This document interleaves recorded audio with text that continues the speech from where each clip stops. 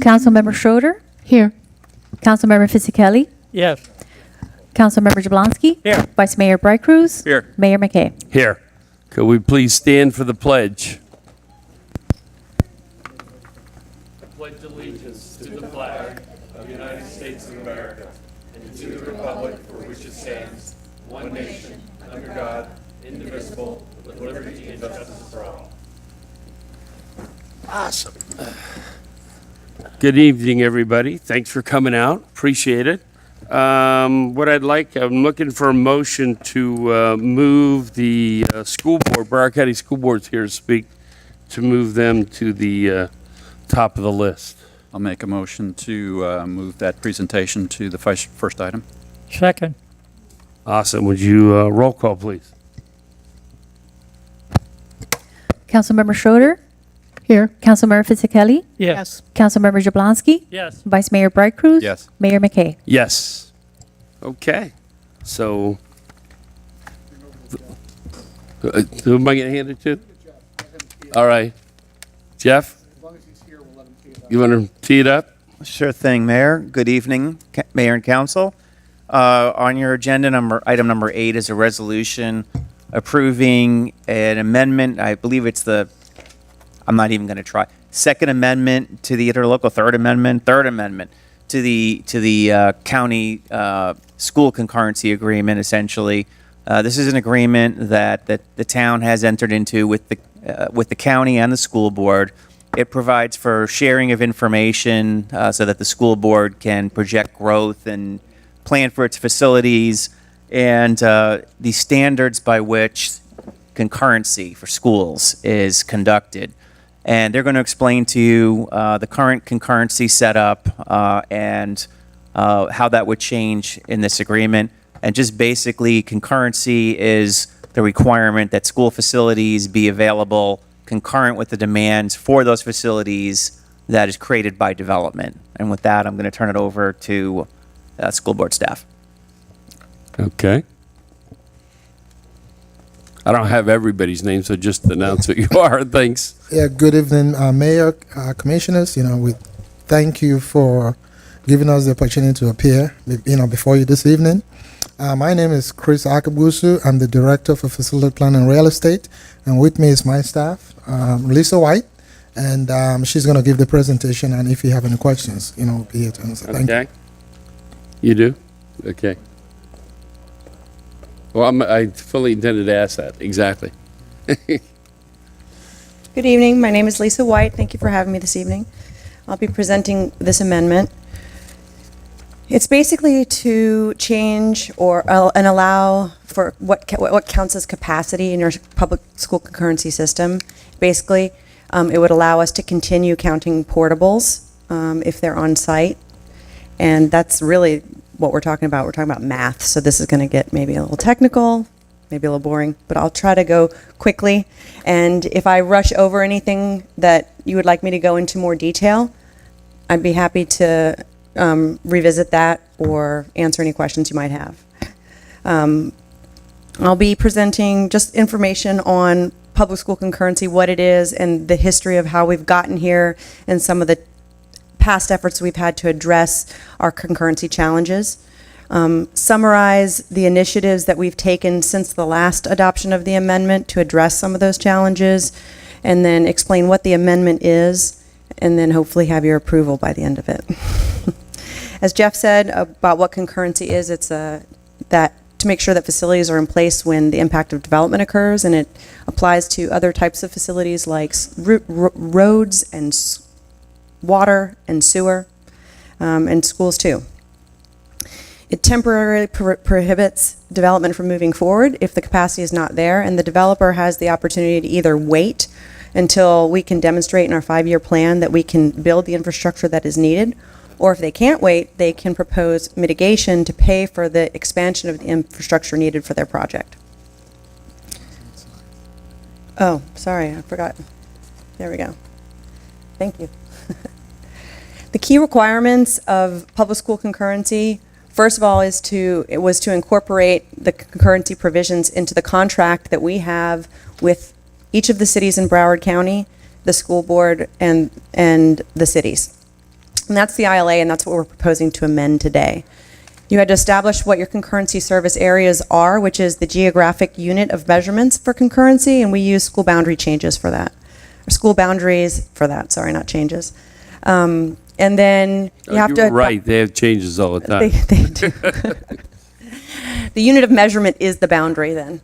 And then you have to adopt a level of service standard, which is the threshold which you consider whether or not there is capacity. And when we initially established concurrency in the county, we established it with just permanent capacity, 110% permanent capacity. And then in 2010, we amended it to 100% gross capacity, which includes your portables. And we're here today because if we are not able to amend the ILA, it will lead to boundary changes from the inability to count our portables.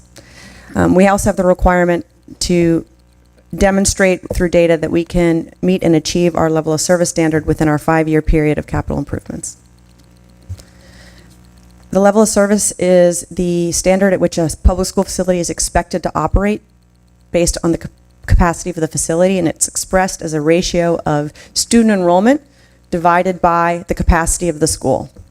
In 2019-20, our level of service under the current ILA will revert back to 110% permanent capacity, and this is just an equation that shows how that would work with an enrollment of 2,000 and a capacity of 1,800.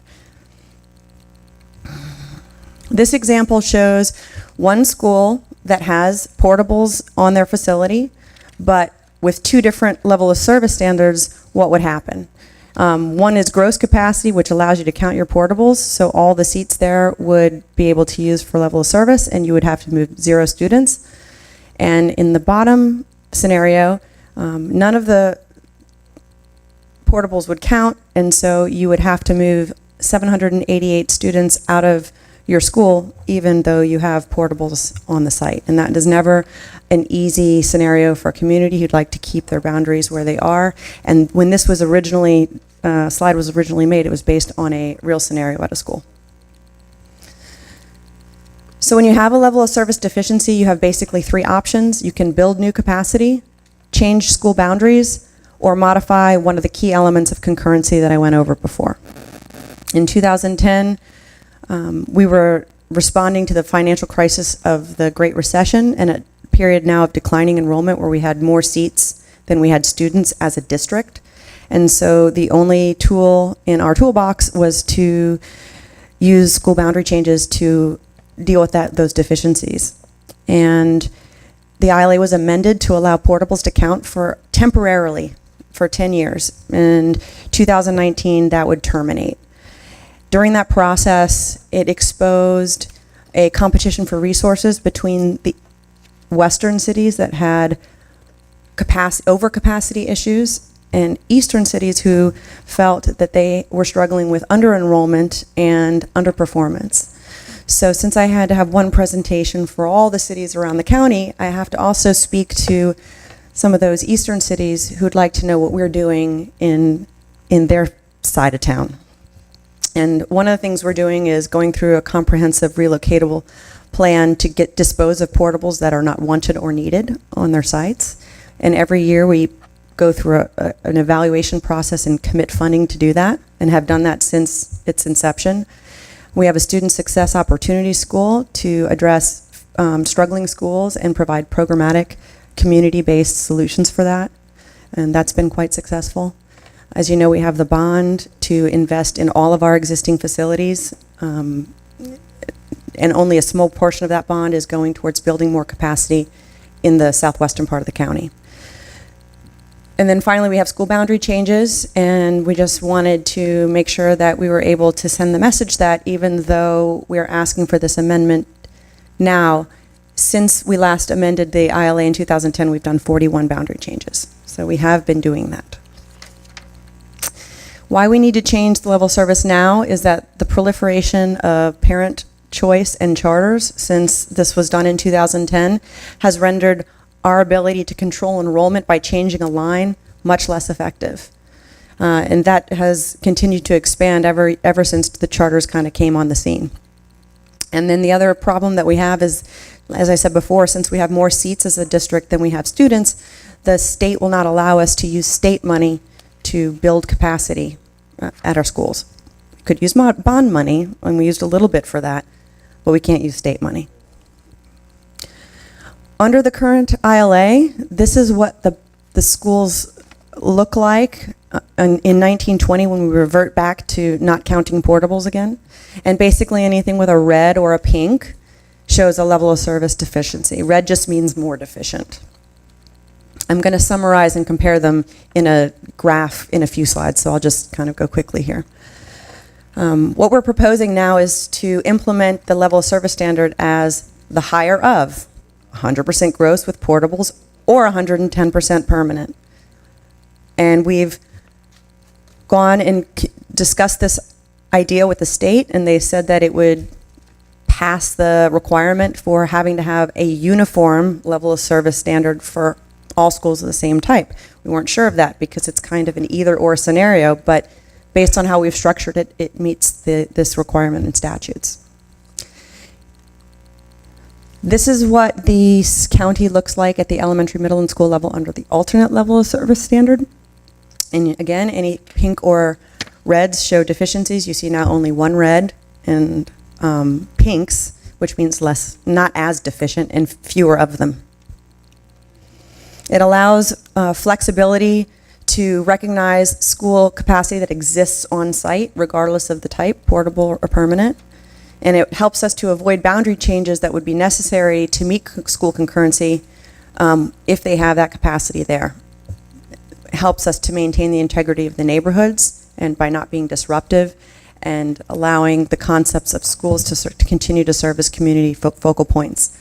It recognizes more capacity to support residential development while still maintaining maximum thresholds to protect our educational needs, and allows for the ability for a developer to pay for its impact on the system if that threshold is exceeded. This is the slide I was referring to where you look at each of the standards we've had, 100% gross, 110% permanent, or the alternate, which is the higher of. And what that shows through the numbers is the least number of schools would be LOS deficient, the least number of student stations that would be LOS deficient, and the least number of classrooms that we would need to build in order to meet our level of service standard under the alternate level service concept. Currently, the community process to gain support for this went through the staff working group and the oversight committee. Excuse me. The staff working group and the oversight committee, which are comprised of the city planners throughout the county, as well as an oversight committee appointed by the signatories, have both unanimously supported this idea, and it received the approval of the school board and the county. And now we're on what we're calling the road show to visit all of the cities to gain their support. And so far, 2 cities have voted on it and approved it in the last week. So 2 weeks. And so now we're looking for these cities to continue until we meet the threshold we need to make this amendment effective. Does anyone have any questions? Oh, yes. Okay. Council, who'd like to go first? I do have a comment. All right, go ahead, Steve. So, with the, clearly, having had three daughters go through Broward County schools, the changing of the feeder patterns, changing of the boundaries, moving students around from school to school is clearly not a good way to, for the youth to come up through the program. It's very disruptive and impacts their friends, the groups that they're involved with, the extracurricular activities, the whole 9 yards. So clearly, I support the idea that we're, going to work towards that not happening. However, the other piece that is not too far behind, it's behind, but not too far behind, is my daughters on many occasions, it's not 1 or 2, but many occasions, would come home with stories about how their classes in the portables had water dripping through the ceiling, how the AC didn't work, how the conditions in there were frankly unacceptable. And so it worries me considerably that, I mean, I believe the idea was to have this through 2019 so we could solve the problem by 2019. And it seems to me that what we're doing is perpetuating the problem and kicking the can down the road a little further with this. So tell me a little bit about that. You want to take this? Thanks, Commissioner, for that question. You know, like the president, first of all, we're going to say your schools under either scenario is going to help the schools that serve your community. Secondly, for your question, like part of the presentation said, we have a very comprehensive portable, we call it the transition plan. It's pretty much required by the state, and it's part of the school board's 5-year capital plan. So every year, the school board funds, you know, that plan to pretty much dispose of portables. It's a very comprehensive process. So what we do, we have a very elaborate process whereby the principal gets involved, the building official gets involved, they go, you know, review it and determine the portable is unsatisfactory. So based on that, then they you know, determine unsatisfactory, then we have to dispose of them. The ones that can be fixed, they send information to our maintenance department, and then they go fix them. So it's a systematic process. As you know, unfortunately, we are struggling for financial resources, you know, to be able to meet, you know, most specifically the children. So we have to do that balance. But pretty much right now, there's a comprehensive system, you know, to do that. Right. So, and I appreciate that. You know, it's, I just, the inevitability is that the replacement doesn't, I've never seen it happen. Maybe you can correct me if I go astray, or maybe in a really disaster situation, it does happen midterm. But what I've always seen is that the students have to deal with that less than optimal environment for the school year. And then these changes are made after over the summer or during maybe another break. But, you know, I'm not here to you know, Yeah, but you have speak- firsthand speak- experience. But so- it is firsthand experience, and it's you know, my own daughters came home with these stories that I found outrageous, to be honest with you. And I think it's important that the base problem be resolved. That was why 2019, it seemed a long way off when it was first put out there, you know? Like, yeah, we can solve that by then. And I just don't think we're solving the problem here. I mean, I admire what you're doing. I think, you know, you've got your hands full. I get that. But I think we need to, this is another stopgap from my standpoint, and I'm not hearing anything about a long-term plan. I guess that's what I, and I'll just stop there. Go ahead, Dee. Wow. Don't even know where to start. I've been through this too, twice. And in case you didn't know, I at one time ran for the Broward County School Board. So I got to visit a lot of your schools. Seeing some of the schools on the east side as opposed to the west side, where better education, better teachers, better everything was really required, and it was not.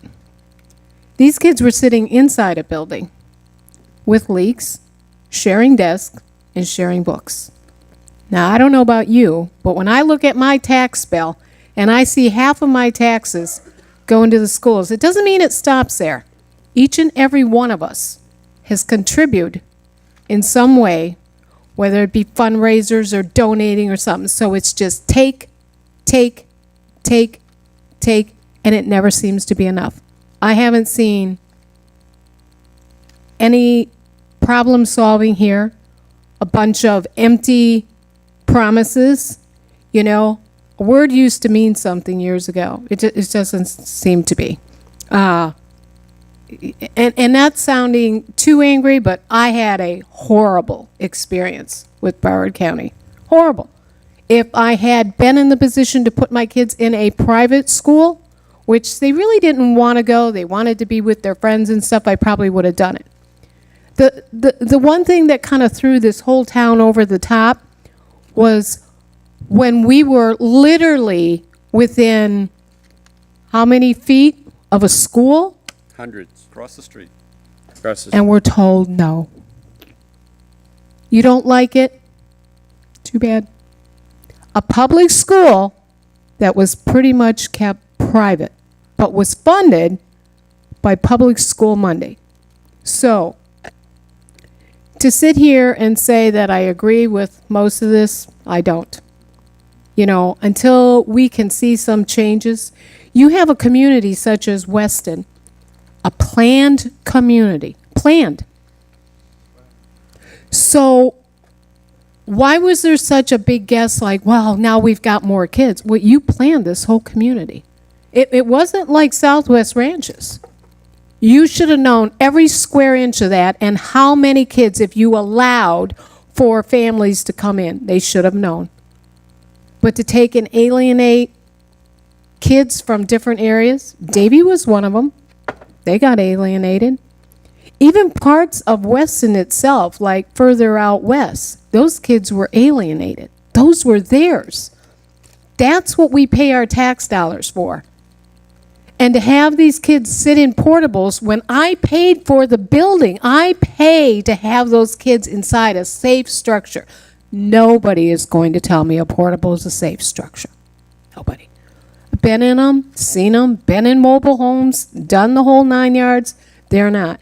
So I pretty much agree with Steve. I think there needs to be some good bite and grit in this, and we need to see something. You know, I'm not really on board with it. Like I said, you know, when you go through this with your own children and you hear the complaints constantly, and like you said, no feeder plans. All these kids they went to school with are going here. Well, you can't go there. Why not? Well, you know the way I took it? Well, you live in Southwest Ranches. That's the way I took it. Like our kids weren't good enough. I've watched the academic growth throughout the years. You know, I know principals and vice principals. I've talked to them all. And instead of trying to build more to accommodate more kids, why not make what we have stronger and better? Better teachers, better programs, better everything. Take the money and put for that. And like I said, most of these areas that we're talking about, they were all planned. So they should have known. You know, who overlooked this? Who knows? You know, there's nobody you can just put a finger on and blame for that. But I know for a fact there was planned areas, and they just didn't think outside the box. So, thank you. Gary? Yeah, just briefly, I don't think I could add too much to what's already been said. One of the disappointing things that I think comes out of some of this is, you know, this council voted not to endorse the bond referendum because we didn't think the money was going to be managed correctly, and this kind of validates that. I mean, in a manner of speaking, and you know, the one thing I'm really not seeing here is a plan, a better plan, I guess is probably what I'm not seeing here, and it's like we're behind the 8 ball, and we've been behind the 8 ball for 10 years or whatever it is, and I'm just not seeing you know, something that's going to comfort parents, it's going to comfort future leaders and things of that nature at this point. We're just saying, you know, we don't have a solution, but we got to deal with this. Right. And that's kind of where we're at right now, and it's a little disappointing, you know, frankly. So, you know, I mean, you obviously not you individuals, but, you know, you can take that back to your superiors and let them know that. I appreciate it. That's all I have for comment. Freddie, you got anything? Okay. I got to tell you a couple of things that I'm looking for a couple of answers to. Has anybody turned this down yet and not approved it? Not yet. Okay. Secondly, what are you doing or have you been doing regarding the students that don't belong that come from Dade County and come up here and go to Cypress Bay, or come out of the area that are going to those schools that don't belong there, that use their uncle's address, their cousin's address, their whatever address? Once they hit above 102% of their capacity, we run a system, like an investigative system, that does a digital analysis of all the different, where you get your pizza delivered to, where your library card is, all those things, and it spits out things that kind of might be questionable, and then they do a deeper dig. So that's how they've, I think last year when they did that, they were able to identify hundreds of kids between Bayview Elementary, Cypress Bay, and were able to avoid boundary changes by kicking out. But in that scenario, you're telling me they've already started school, the school process is maybe halfway through the year, and then here you are, oops, we're over capacity, and now we're going to look at that issue. I don't know why you wouldn't look at that issue on the front end and confirm that those kids or those people actually live or wherever they are before you register them in school, because then you're just disrupting them all over again. So I would say you definitely need to do a better job at that, on catching on the front end before you allow them in. So here and there on that. The other issue I have, the school board purchased some property from the town of Southwest Ranches. I don't know, how many years ago was that? Did we recall? 2004, I think. Anyhow, what is you all's intent with that property, and are you going to do anything with it? Because we got slammed about selling you swampland, and we said, that's okay, we'll buy it back. So, Mayor, to make that further, every 2-3 years, the town has sent the school board of Broward County a letter in which we've said to you, if you're not going to do anything with this property, we want it back and we'll pay you for it. And each time it gets rejected, yet we're now probably 15 years in, and you still have done nothing with the property. What's the status on that? Yeah. The property is still vacant. The property is still part of the vacant, vacant inventory of land that we own. The school board, as you know, growth is taking place. Land is run out in Broward County. Right now, we have excess capacity district-wide. The state will not allow, the school board to utilize state funds to build any capacity. But at least we have property, which includes this property, and if need be in time, at least we have it, and, when we can afford to build and then the need is there to build, definitely I think, there may be, push in that direction. But we pretty much are amassing land. We're not disposing of every single property we have because we may need them. No, Well- but they just said that they're in need of, always in need of money. So when in need of money, not that I'm pushing for it. I mean, it's not like I have an agenda or anything, but if you need the money to go forward and better programs and screen more teachers or whatever you need to do to better the education, because the education here in South Florida is not exactly at the top of the list. So if you need the monies to do that, you do have properties and avenues that you can go that you need to look into that maybe you should be thinking about. So moving forward, I would say the other issue is that property is not being maintained. I don't know that we're doing anything, but that property one time was cleared and good and level, and now it's all overgrown again. So any thoughts on you guys maintaining it in the future, or not really? I'll take that exact, feedback, back to our maintenance department and maybe take steps to do what they can do, to pretty much alleviate that concern.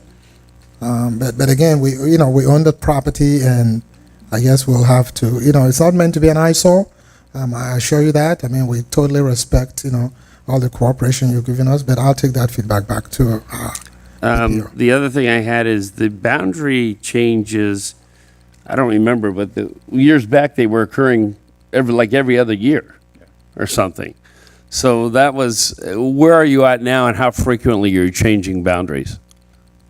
I mean, because some people, let me just throw this out there. Some parents shop to buy a house in a neighborhood so their kids can go to that school. Yes. And then they buy that house, they move in there, and no sooner they move in and their kids are going to that school, you all step up and change the boundaries. And they bought their house just so their kids could go to that school. So I don't know if you all realize that, but people are smart enough to say, that's a great school, I want my kids to go there, so they buy a house in that neighborhood. And then things change. But I have one other question. go ahead, Dee. The charter schools. They're semi-private. Who funds them? Charter schools are public schools. They receive money from the state, not from the school board. Is district sponsor, it's consistent with state statute, but the school board does not fund them. But they're public schools, so they get money from the state. But wouldn't this money normally go to the public schools where our children go, which they're being denied this money? So I have, like I said, I've been in this race before, and it's either private or not. Private or not. You have a choice. That's a good choice. And there's a lot of people that can't afford a private school. So they send their kids to public school. Nothing wrong with that. I sent mine. They had a good time most of the time. They learned, but they learned not just because of what was there. They learned because what was at home. If you don't learn, if you don't go to school, if you don't apply yourself, you've got nothing.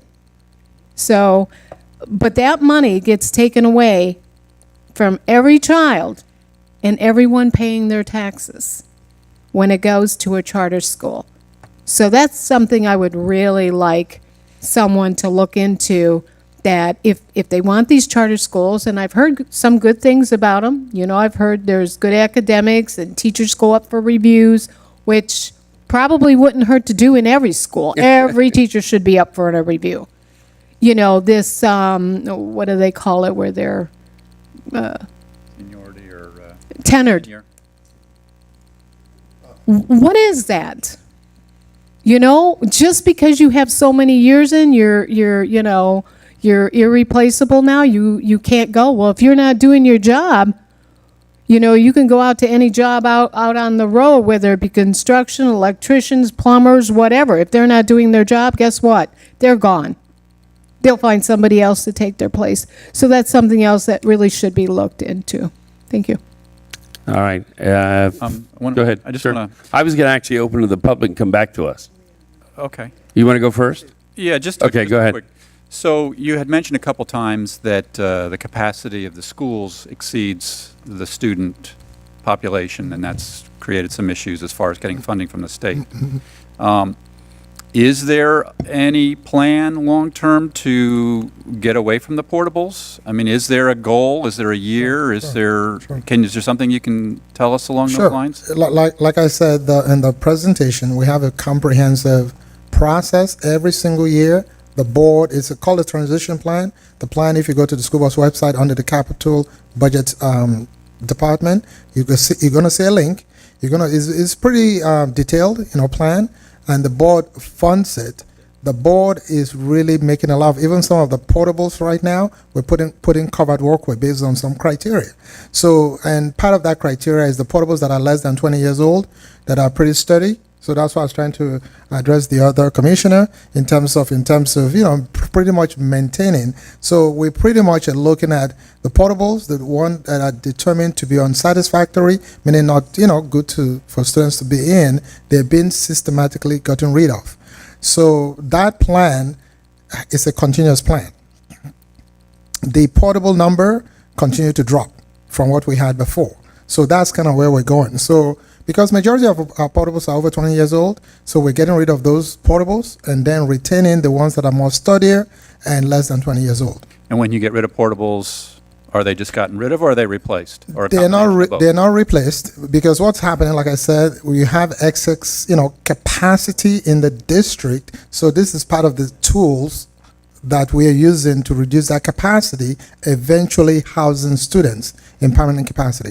So unfortunately, right now we're talking about charter schools. There's a House Bill 7069, which pretty much unfortunately, if you read in the paper, the school board just filed a lawsuit. There are 12 other school districts that have joined the lawsuit. The school board initiated our lawsuit because now we have to give part of our money from the capital millage to charter schools with barely any rules, which is going to take away money to maintain. So those are the competing interests. Right. And we're kind of, trying to, ultimately, it's all about the students. Right. Thank you. I wanted to just add that when we say that the state will not allow us to build capacity, that also, they won't allow us to purchase new portables, because that's seen as capacity in their eyes. Okay. So we are not able to buy more portables to replace old Well, I portables. kind of like that. Right. So I just want to make sure you understood that. Thank you. Yes. If we could open up to the public, if any public members would like to come up and ask some questions.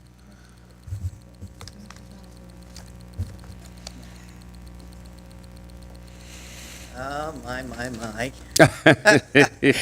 Well, this is the way I look at it. State your name. Mary Gay Chapels, and I have great-grandchildren. So I'm still paying taxes to educate everybody in the country. The bottom line is that we now have a lot of charter schools out here, of which I don't know that they're all in Pembroke Pines, but there's a lot of them over there. And there's a lot all over the county. I know that they have requirements. I know you have to get on the list. I know they don't take problem children. I know they don't take a lot of different kids that are normally pushed into the school system, into the public school system. Now, you have portables. Let's just take one site out there, Cypress Bay. It has a very high enrollment. It has a lot of portables. So does the middle school. Those who've been there since the beginning. The enrollment hasn't. The enrollment is increased. So if what you're saying is true, you're going to get rid of the portables, and what are you going to do with the overloaded kids? Because the kids are growing. This area is increasing in the number of students. Evidently, it's going light in the east, but out here it's growing.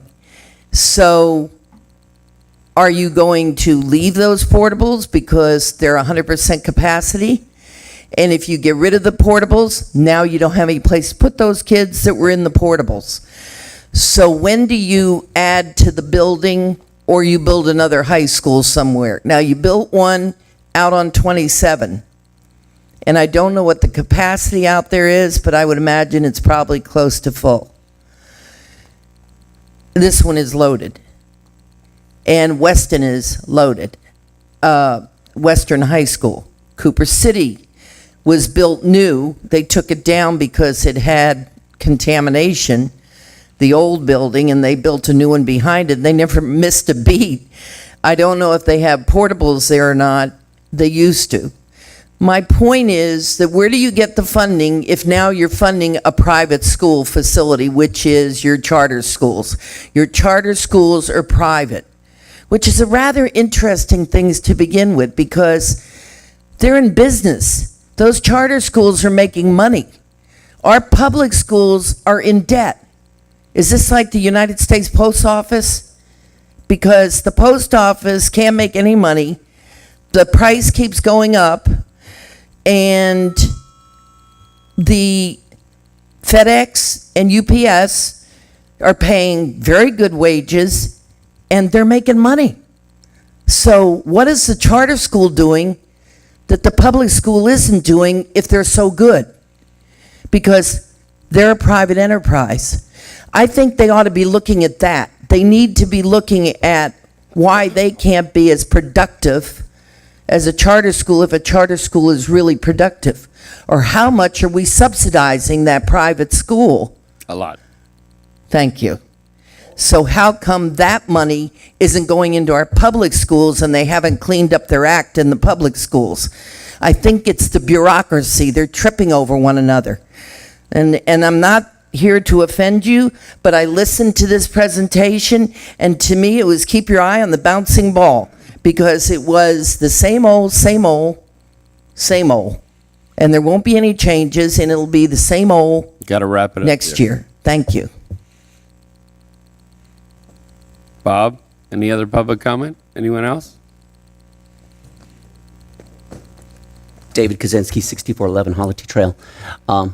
Two issues that I was listening to that kind of scratching my head about had to do with, first of all, the students that are attending the schools from out of county, out of the area. I personally know that if somebody is to be moving to or claiming a resident, that homeowner has to sign an affidavit saying that individual lives in that home. And if these people are going to sit there and just say, hey, oh, we're just going to kick the student out, I don't think they're doing enough. I mean, I have a professional license. I can't sign an affidavit like that under good faith. I could lose my professional license. So I'm going to ask you, if you guys are going to be sitting there allowing these students and just booting them out, do more. Second, the property. Sell it back to us. Sell it back to us. Southwest Branches doesn't want to be Broward County School Board's lapdog.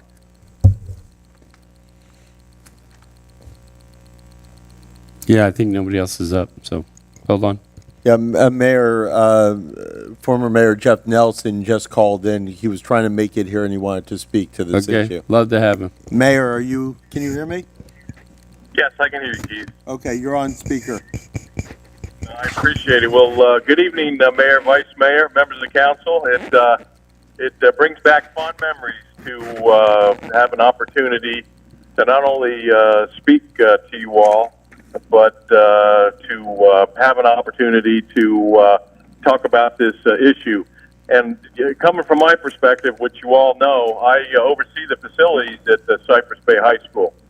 And I was listening to some of the conversations earlier, and I just want to give you a perspective from Cypress Bay.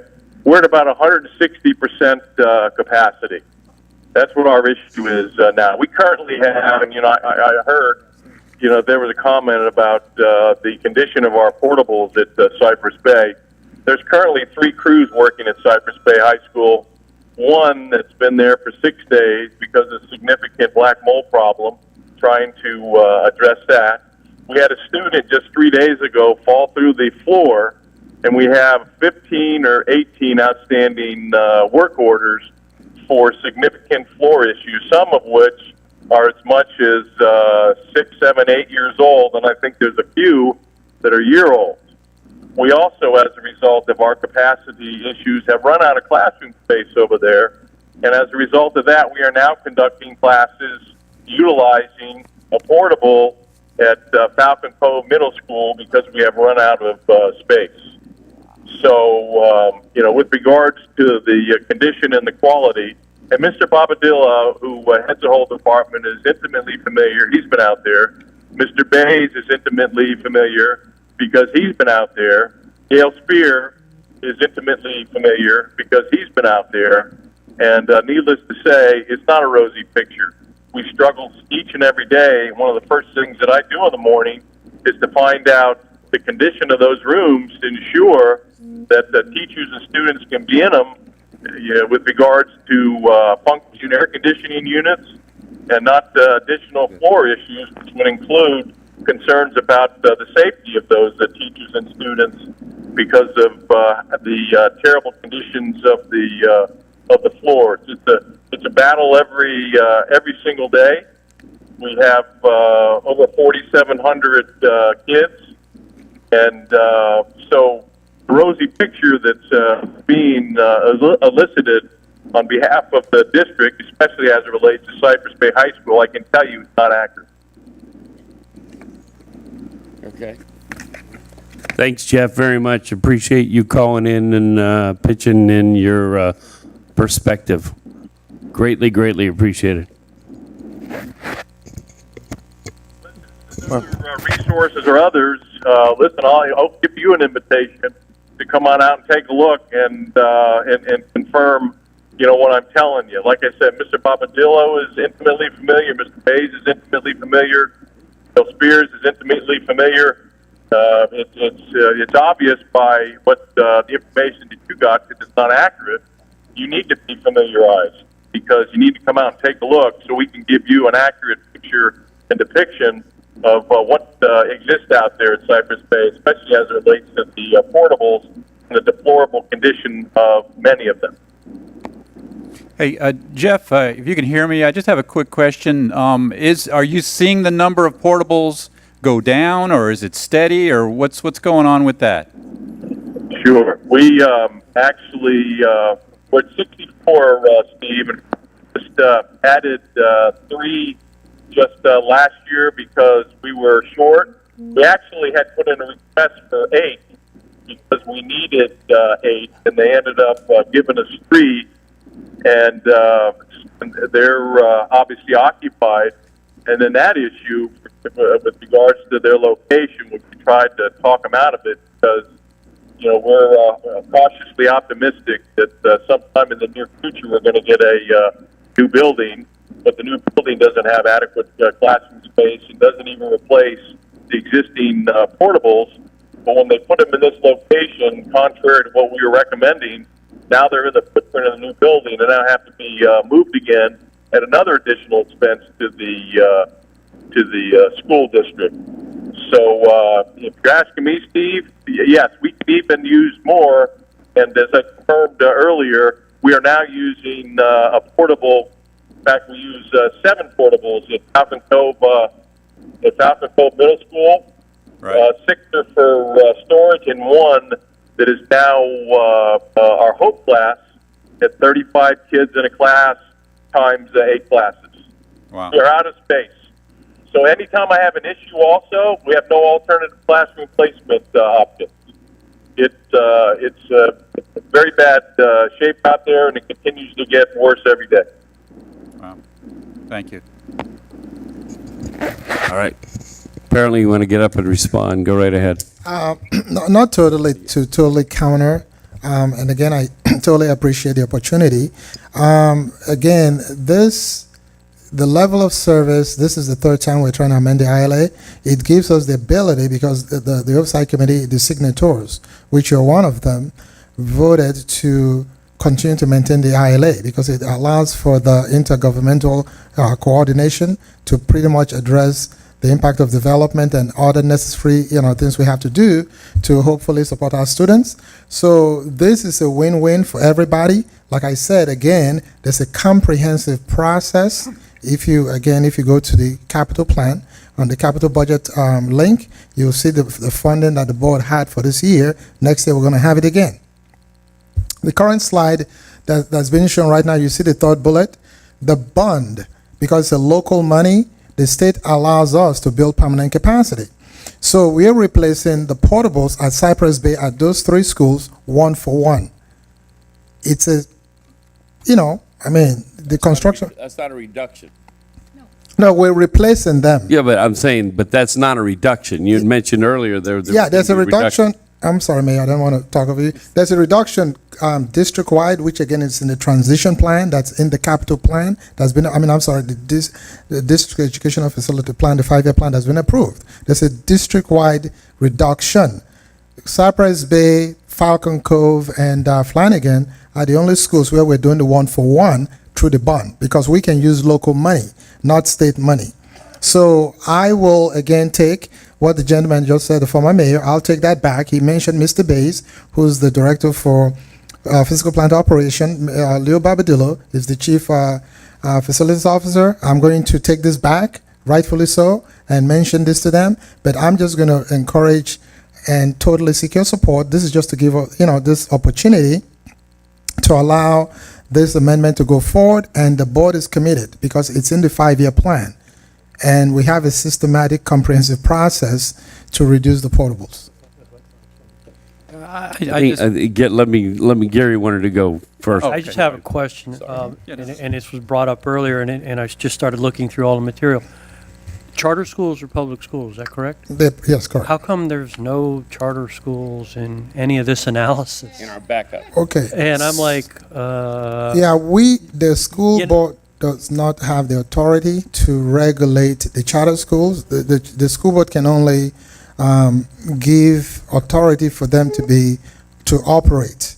But we don't control their day-to-day operation. We don't control funding or anything. We don't account for any students who go there or how development impact the charter schools. They're not part of our development review process.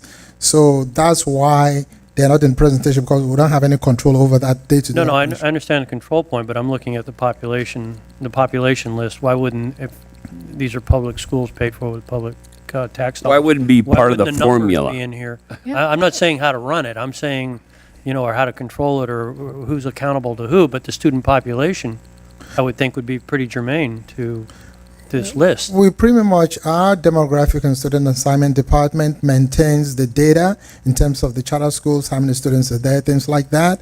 But they're not part of the measurement to determine an impact to a school when a development is coming forward. So they're not part of the interlocal agreement process because we don't have the ability, we don't have the right to do that. Yes, because you measure them against the concurrency service area, which is the school boundary, and charters don't have boundaries. So they're not held to the level of service standard. When a development is coming in a specific area, we have to measure the capacity in that area for its impact against the development. And so since a charter school has no boundary, we can't measure its against that, if that makes sense. Yeah, I kind of get that. Right. Because of the no boundary, but it's still, there's a finite population of students, and that's got to affect the public's. It does. These numbers greatly. It does in the sense that the charter school enrollment is taken out of, like, charter school students live in an area with a boundary. So when we're counting for the population of the school in that boundary, we take out the students that are not attending the schools in that boundary, which frees up the capacity in that boundary for development. So we're not we're reflecting only the students that actually attend the schools in that boundary, even though students from that boundary might be going to a charter school. So the capacity from the charter schools is accounted for in our public school system. They're just not, the charter schools aren't held to level of service standards because they're not a part of, they don't have a geographic area to measure it against. Wow. That makes sense? Yeah, it does make Okay. sense. But I just want to make one last comment, then I'm going to try and keep my mouth shut from here on out. It's hard for me. But you all, I'm sure you realize this, you all are caught in a struggle of, you have a competitor. And, you look at almost any large organization, not picking on Broward County Schools, but you look at, the 70s, 60s, 70s, 80s, nobody could touch IBM. Not so much anymore. Sears was huge, not so much anymore. It's tough when you're the big guy to compete against the smaller guys that are up and coming. So I get that. You all are in a difficult situation. But you are competing because the longer the portables are out there, the longer the environment cannot match what a charter school can provide, the more students that are going to go to charter schools, the more voters that are going to be excited about charter schools, and the more difficult your position is going to become. And that's just the reality of it. And so I just will say one last time that now is the time that you need a definitive plan to get the public schools to where they need to be from an environmental standpoint so that you can stem the tide. I'm a firm believer in public schools. My kids went there. My wife taught in public schools for many years. And, it provides education for everyone, which can't be said about the charter schools. And so that is what we need. That is true public education. But we shouldn't have to sacrifice for public education. It should be the top quality education. And I know that a lot of the teachers out there are top quality. But now is the time. It's only going to get more difficult. Next year is going to be tougher than this year, and the year after that is going to be tougher than that. So I would just say that there needs to be more urgency. I understand it's a comprehensive plan, I don't mean this offensive at all, but that sounds very bureaucratic. It sounds very Broward County School to me. It needs to be a 2 or 3 year plan, to be honest with you, to get things turned around and get the students coming back to the schools, public schools. You all are in a tough spot. Yes. And you all do a great job. So I'm not beating you up, but I'm just trying to drive home a point that now is the time. Thank you. Dee, go ahead. Yeah. You're not dealing with the older generation anymore where, we don't want conflict. Oh, just go with it. No big deal. We did it. You can do it. You're dealing with the millenniums that are coming up. These kids are fighters. If I'm going to pay for it, I'm going to get it. And I think you're going to be fighting a tougher crowd down the road. So that's another thing to think of, that these kids won't take a back seat. And I can speak from experience. I have one that is just off the chart. She will fight just to fight. It's in her DNA. I don't know where she got that from. Thank you for coming in. You good, Dee? Yeah, I mean, I'm ready if we're Okay, well, ready hold on. to One go. other thing I want to ask. With all the influx from people from Puerto Rico, are you all making any adjustments for that, or what are you doing about that, or for that? We, Because I got to tell you, you got a lot. If they're not here, they're coming. No, we definitely, unfortunately, Broward County is very welcoming. So there's a welcome center at one of our, facilities. And I think we have over 200 students from the Virgin Islands, Puerto Rico, some from Texas. So the school board is done, they've pretty much have taken steps to feel, make sure those students are welcome and, and prepared for additional influx if need be. So. Okay. Go ahead, Dee. Well, I don't know if this is the right time, but if it is, I would like to make a motion to approve this subject to our children here in Southwest Ranches being able to cross the big bridge. In other words, they should be welcomed back into Falcon Cove if they so choose, or into Cypress Bay if they so choose. That's another thing to consider. Because for quite a few years now, these kids live right across the street. I don't know who came up with this, but whoever did ought to be taken behind the back of the shed and talked to. Because it was heinous. I mean, the kids are right there. That's like their backyard or their front yard. They look at it every single day. And no, you can't go. So that would be my motion. You want a second, then I just wanted to. Okay. I don't want to say anything. I agree with you in spirit. I admire the motion. One more shot, Steve. Come on. Give me one more I shot. admire the motion, but I'm not going to second it. But I admire, you're on the right track. Okay. Okay. Council, just for the record, let's just read the resolution, title in, and then we'll know what you're voting on. Okay. We haven't gotten it. A resolution of the Town Council of the Town of Southwest Ranches, Florida, approving the third amended and restated interlocal agreement for public school facility planning, Broward County, Florida, authorizing the mayor, town administrator, and town attorney to execute any and all documents necessary to effectuate the intent of this resolution and providing an effective date. Mayor, if I may, Go right ahead. Yeah. I'll give it a try. I'll make a motion to deny the resolution. I'm going to second it. Any discussion on the matter? Any additional public comment? Seeing none, Can I? I'm sorry. go ahead. I don't want to second guess the commissioners. I've heard, I've taken pretty good notes, and I will make one last ditch effort to, make, if you can give us, an opportunity, because like we said, I'm not saying you do everything every other city is doing, but it will be very helpful. The school board is on track it's a win-win.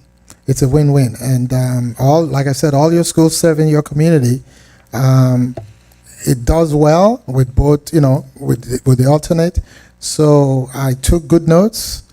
We're going to follow up, and we're pretty much going to do the best we can. Anytime I appear before people like you or developers, I always tell them it's all about the kids, because we are their parents. Even though we don't teach them, we're their parents. So I work on behalf of the school board, but then essentially I work for the kids because I'm older.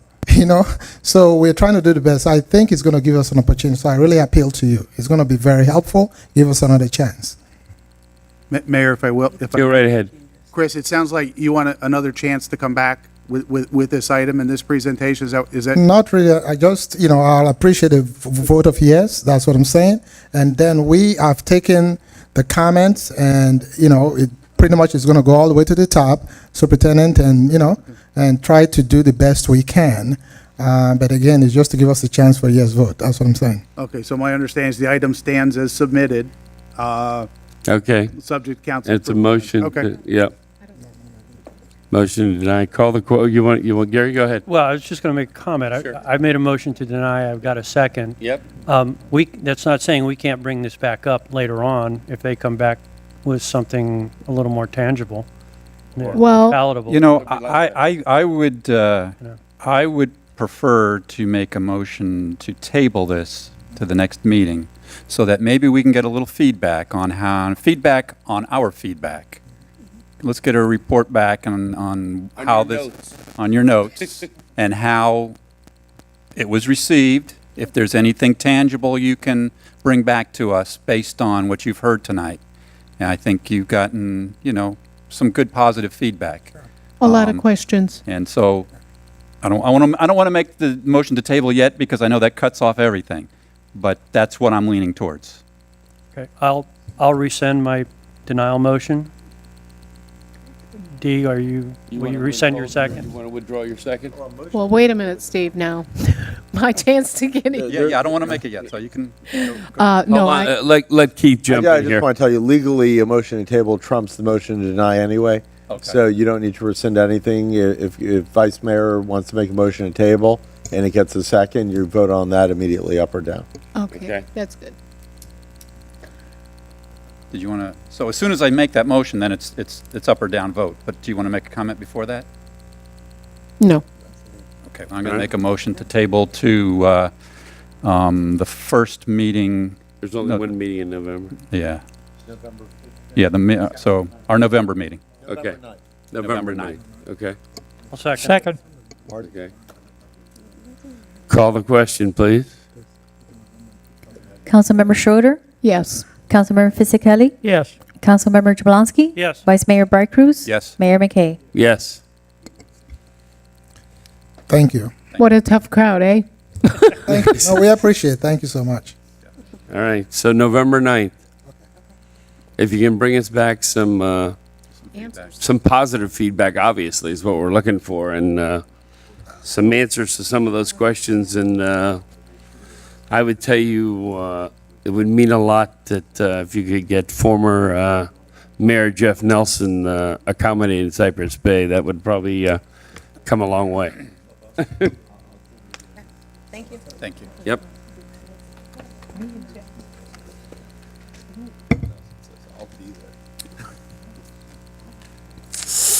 They'll find out. Okey doke. Public comment. Keith, you're up. Now three? I saw two, I apologize. We have three public speakers tonight in this order. I'll call them at one time. Bob Hartman, Newell Hollingsworth, David Kaczynski. Bob Hartman, 5441 Southwest 198 Terrace. I didn't want to get up here when they were here, and I didn't plan on spending any time talking about this. Do not offer anything up to help out our former mayor. It gets nothing for our kids. You know why this is all happening, Deeks? You're not there. Robin Bartleman beat you, right? Yes, she did. She's the one who pushed us out of Cypress Yes, she Bay. did. Along with, what's the other woman who's over there? I can't think of her name, because they have two. Oh, Lori Levinson's Lori still there. Levinson, Rich, that's it. Yeah. You know, I've heard the same story every time they show up, every time they need an amendment. And I'm glad you need to get Runcie here. You need to get Bartleman here at large. Remember, she votes for everybody in the county. Donna Korn, the other at large, and Patty Good. Patty Good's supposed to represent our needs. Why wasn't she here tonight? She needs to hear this. These people, I felt bad for them. It's like we got a cat problem in town and the dog catcher showed up and we beat up the dog catcher. They're not the people. Right. Those are the people you need to be talking to. And what worries me, 160% at Cypress Bay, that's mind-boggling. Yep. It was already the largest high school in America. And that was at 140%. Now, what I worry about is the nice people on our school board, we start screaming and complaining, they bounder us out of West Broward, which is not over capacity. It's right in there. Because I go over there all the time. They bounder us out of there and send us to Western High or Cooper City High. They can do whatever they want. I go to the boundary reassignment meetings. We got them to stop 2 years ago, the last time they had these discussions. But those are the people we need to be yelling at. And when you start talking about the charter schools, here's the wonderful thing there. Jeb Bush started that experiment, 16 years ago now, if you remember? Yep. And our Florida legislature is owned by private universities and the charter school companies. I don't call them donors anymore. They're investors. They buy these legislators, and the legislators pay them back by relaxing the rules on them. What you guys may not understand is how many charter schools statewide go belly up over every year because there's no oversight. So now they're starting to sprinkle a little oversight. Well, the last session, that got shot down. This stuff is in not our newspaper. Sun Sentinel doesn't cover any of this anymore because they only have 4 reporters.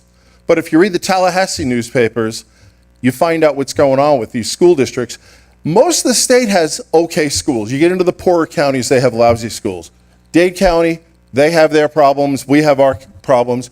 You go up to Palm Beach County, they have very good schools. Cypress Bay is in a class by itself. But West Broward is as good as any of their good schools up there. We're fortunate. We have good schools here.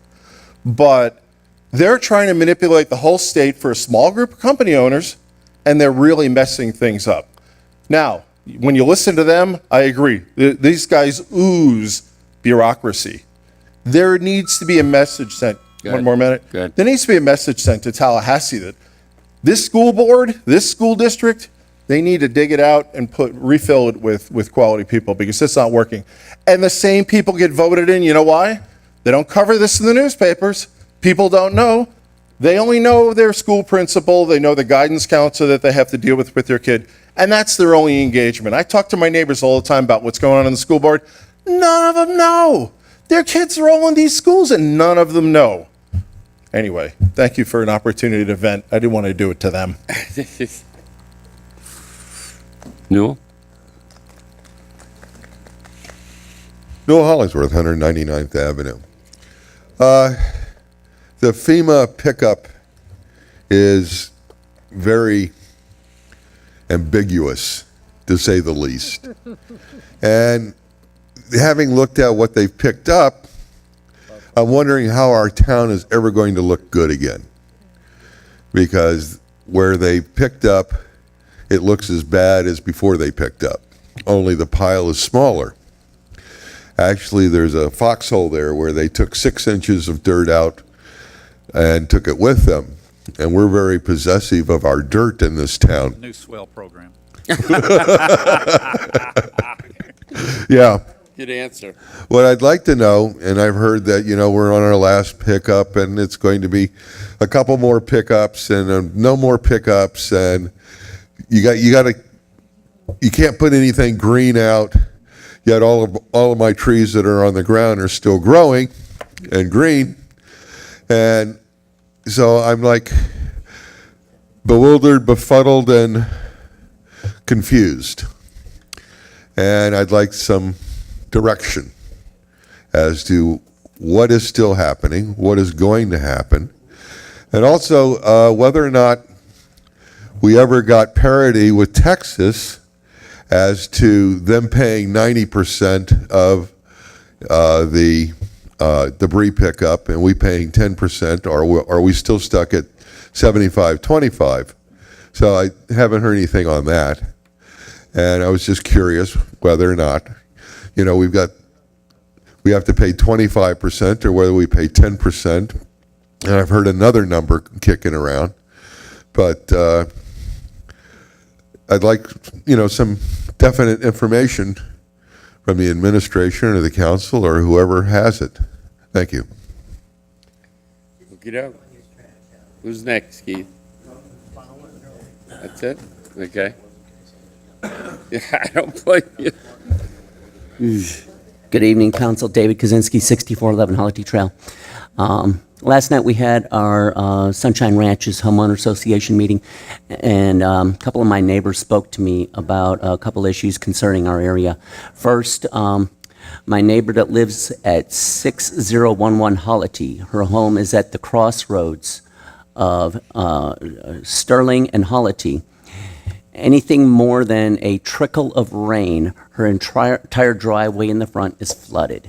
And this is all on outside of her property area. She's had it continuously, and she'd like to have something done about that. And I said I would speak to the council, and maybe we can get something addressed with that. Second, Dave, what was the address on that? I'm sorry. 6011 Holity. Thank you. Thanks.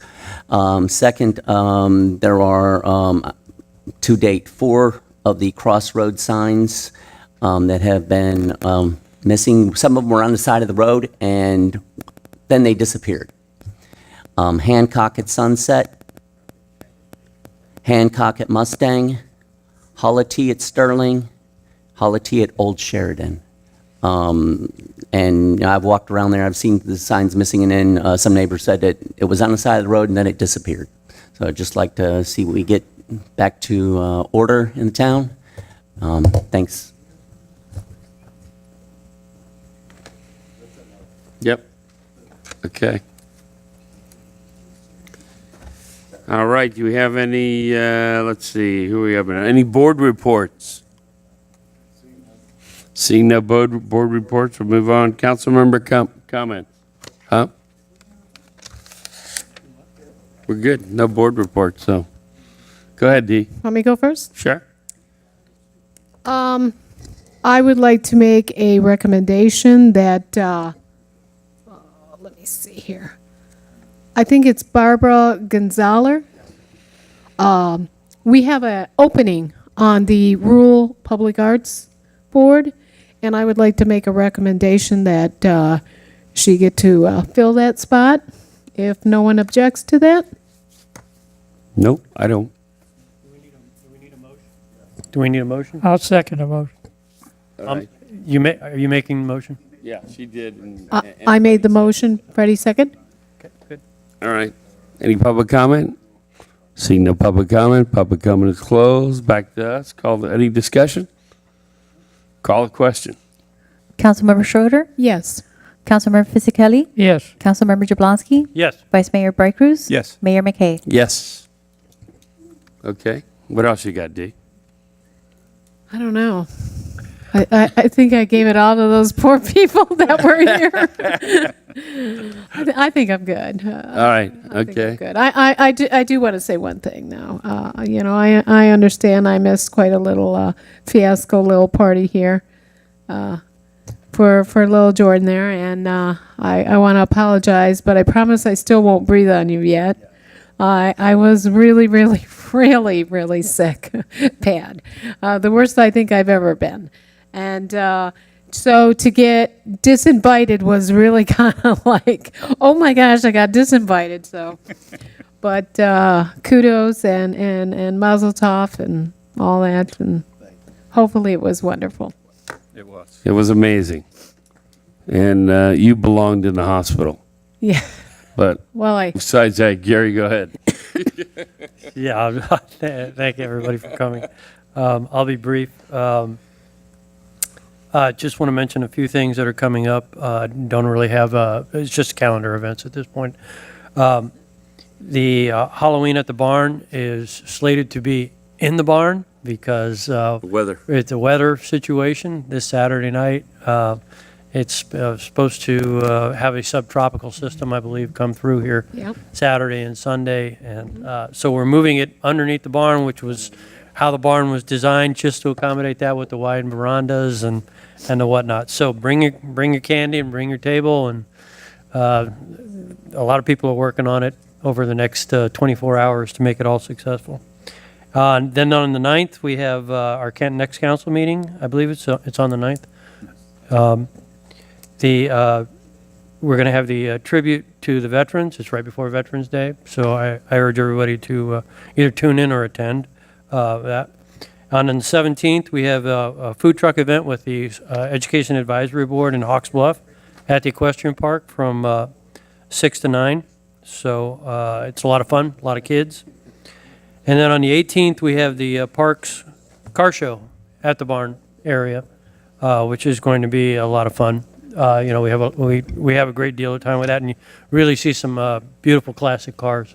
So I'd like everybody to make a note on their calendar and go forward with that.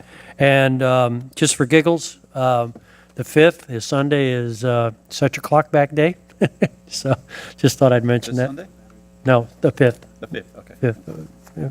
A week from this Sunday. Cool. So just wanted to make a mention of that. And that's all I have, Mayor. Awesome. Steve? Thank you, Mayor.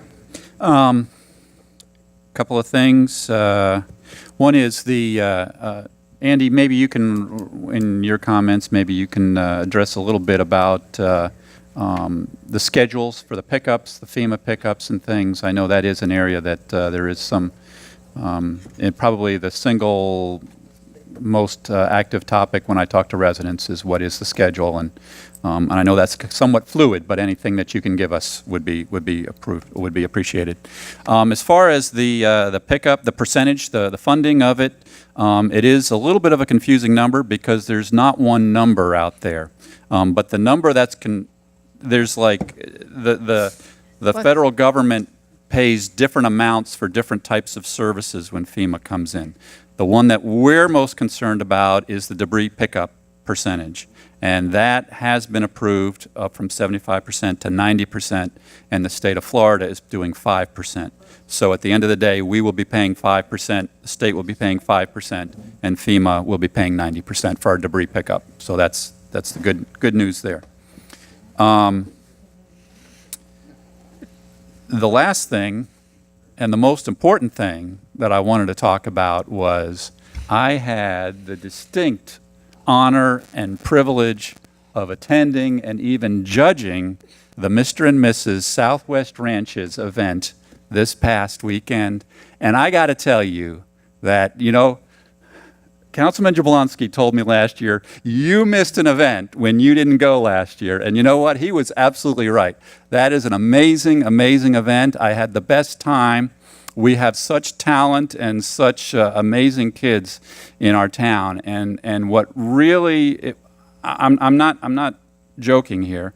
What really inspired me out of that event was hearing from those kids what the environment that we all get to share here in Southwest Ranches means to them and how it's influenced their lives. I think sometimes, we do ourselves a disfavor of kind of tossing out that rural lifestyle a little bit too much, becomes a catchphrase. It's much more than that, and I know we all know that, but we need to be reminded of it every once in a while, that the environment that we have here for our kids to be raised in is very, very, very special. And when you go to an event like that and those kids tell you how special it is, to hear it firsthand is truly inspirational. It was a great event. It was a great fundraiser, but it was also truly inspiring to me, and I appreciate it. Thanks. Freddie, you got anything? No, you're good? Okay. A couple of different things. First of all, the Dolphin game starts at 8:30. Just reminding everybody. 8:25. Okay. So there's a couple of different things. We're going to address, I guess that's going to be coming up, so I can't jump to that now, the calendar. But I guess we'll just get rocking. So I'm gonna go ahead and pass it off, not have anything to add. And Keith, you're up. You better tell him. Thank you, Mayor, and it's definitely, Hold on. Did you want to bring up an MPO issue? I was gonna actually wait till next meeting and probably do that. I don't think we got that worked out yet. Okay. I discussed it with her and she wasn't sure. Okay. So we'll wait. No, I think we could just do this tonight, get it over with. rewrote the resume. All right. Well, on the So go MPO ahead. issue, I was going to replace Freddie because he's been doing it forever, and he's done such a stupendous job. But I actually tried to throw you under the bus while you were gone, but Steve protected you. Well, I'm disappointed you did that, Doug. All right. Well, I'm not here to lie about it. So, anyway, what's your position? You don't want to do it. I'm not. They try to get me to do it. And I said I can't do it. So, Well, what's your thoughts there? it's not exactly something that I think I would enjoy doing, I mean, roads and whatever. I've had to live with that stuff for 40 years with a man talking about the roads and everything. That's why I thought you'd be so good. Yeah, right. I'm going to take this. I'm going to give you all a break here because this is the end of October. So everything sunsets, you know that, right? So I'm going to take this. But my recommendation... This is for 4 years. No, it's not. I was told it was. No, you weren't told that, you fibber. I'm going to take this and I'm going to do it because I think that our town needs to have representation there. It is a very important thing. Whether or not I can come back with good information from you, I don't know because I do not take shorthand. And I am going to be 65, so there is memory loss. But I think I'll do that with the exception that I think this is something we should rotate. I think everybody should take a whack at it. If for some reason you can't be at a meeting, then, They don't maybe- have alternates in this case. I inquired. They don't, but if you're a council member, from what I understand, whether you're on there or not, you can attend. So let's just take, for instance, and say that it was Gary's turn and he couldn't go. So he could let Andy know and I could attend. There's nothing to say that. But that doesn't exclude you, Mr. Mayor. You also can... The dilemma is that if you're appointed and you accept it, you're on the board and you can't talk to any of them like you can't talk to any of us unless you're here in this forum like this or a public meeting somewhere. Okay. Where we can talk about stuff. So it eliminates you from discussing any of that information with any of those people on that board. So the advantage that I find by not being on that board is I can communicate with all the people on the MPO and not be breaking any rules or regulations and be looking to get support when not behind the scenes. So that's that's how we were able to get the park and ride done. Right. And that's how I want to move forward if I could in stopping these additional traffic lights and whatever other stuff they're up to. So this is really good. So if I don't quite come back with all the information that we could possibly use to help the town, like I said, I think the representation is good, then I know that you can go out there and do this, and you should be able to come back with whatever I don't. I would say that's fairly accurate. Okay, so then I accept. Awesome. Thank you. So do we got to appoint her, make a motion to It's appoint done. her? Done. Done? Done. Okay. She's agreed. Unless somebody else wants it. No, I don't think so. Safe there, or you're unsafe there. All right. So that's taken care of. Thank you very much, Dee. Appreciate it. And Thank you, Freddie, Freddie. thank you for all you've done with the MPO, because we wouldn't have where we are today if it wasn't for you on that MPO, buddy. That's So right. we appreciate that. These, Thank there's you. going to be some big shoes to fill, and I'm not quite sure I can do it, but I'm going to try. Yeah, I just need to chime in here with something I was going to mention earlier, and, Yep. and somehow the whole thing just slipped my mind. You know, I'm over 60, so I get an elderly discount. The MPO you're mentioning and the traffic light. There's a meeting at the Hampton Inn. Yep. DOT. Andy, I don't have the date. I was just looking for it. If you could mention that, and I know you're. Comments. You don't have it? Okay. We've got it's it. somewhere on my phone here, and I'm Yeah, trying to yeah. find it. And it's, I think try to it's look the forward to it. In the meantime, I think it's the 19th of November. Keith and Legal's up, I think. Yeah. All right, I'll talk as slow as possible. So Okay, Fine. sounds good. Yeah. First off, You got to, by the way, address that meeting we all went to, because they want to know about it. I'm happy to. Okay. It's hard to follow everything that's already occurred tonight, quite frankly. Andy, you threw the biggest life preserver I've ever seen, and he threw it back to you. And that was quite amazing to witness. It's been an interesting week and a couple of weeks, and sometimes real life is much better than fiction, and this is certainly One of them. been these last 2 weeks. Starting today was the deposition of Sam Gorin in the Pembroke Pines Southwest Ranches litigation. We worked with him for about 2 hours, 2.5 hours. Of interesting note to me is, of course, how much they pay their city attorney. And I'll be bringing that back to you in the near future. I want to honestly tell you, because it's amazing when you think, every city has the same legal, meaning that, there's the same resolutions, the same ordinances, same number of litigation. When you're operating a city, everyone has almost the same. When you go through it, it's almost the same. So the current contract right now at their city is roughly $85,000 a month guaranteed, not hourly, guaranteed straight pay $85,000 a month, plus $205 an hour for everything else. And everything else is litigation, resolutions, anything that you can think of is the else. So he gets $85,000 a year just to sit on the dais, $85,000 a month to sit on the dais, okay? So that leads me to part two, okay? And that is, when we came before you at the last meeting on last 2 Thursdays ago, we had found out by accident that individuals were attempting to de-annex our town, a major portion of the town, much larger than we even realized at that time, and to incorporate it into the city of Pembroke Pines.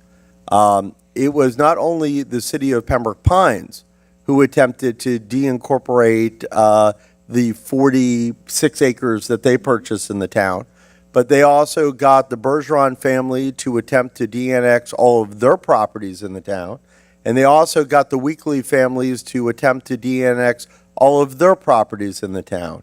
Most of the lots were not even contiguous to one another.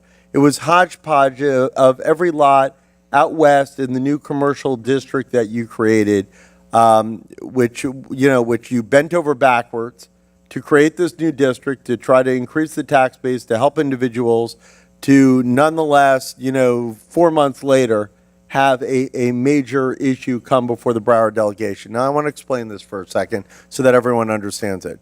Pembroke Pines submits a bill to de-incorporate about 160 acres of the town, more or less. Submits a bill to the Florida delegation to de-incorporate us, and we find out by accident, okay? The Broward delegation, the head of the Broward delegation, not the elected, the chair of the Broward delegation that we pay their salary, the actual person in charge of the Broward delegation, didn't even think to pick up the phone to call us to tell us that a bill's been submitted to de-annex 160 plus acres of the town of Southwest Ranches, which is just amazing if you think about it. Absolutely amazing. So we quickly played catch up, to find out what was going on and what was occurring. To make a long story short, Andy and the mayor went super early to the delegation meeting, called me at about 12 o'clock, said, "You got to come now," to which I drove down there. And we worked probably for 3-4 days behind the scenes, doing what we needed to do to get their bill defeated in front of the Broward delegation. Now, that was not without them hiring Ron Book, the Bergerons group, the Weekly group, the entire city of Pembroke Pines group with their mayor there and a slew of legal counsel like I've never seen before attend a Broward delegation meeting to de-annex our town. I can guarantee you that there was no doubt in their mind that they thought they had the votes to de-incorporate us.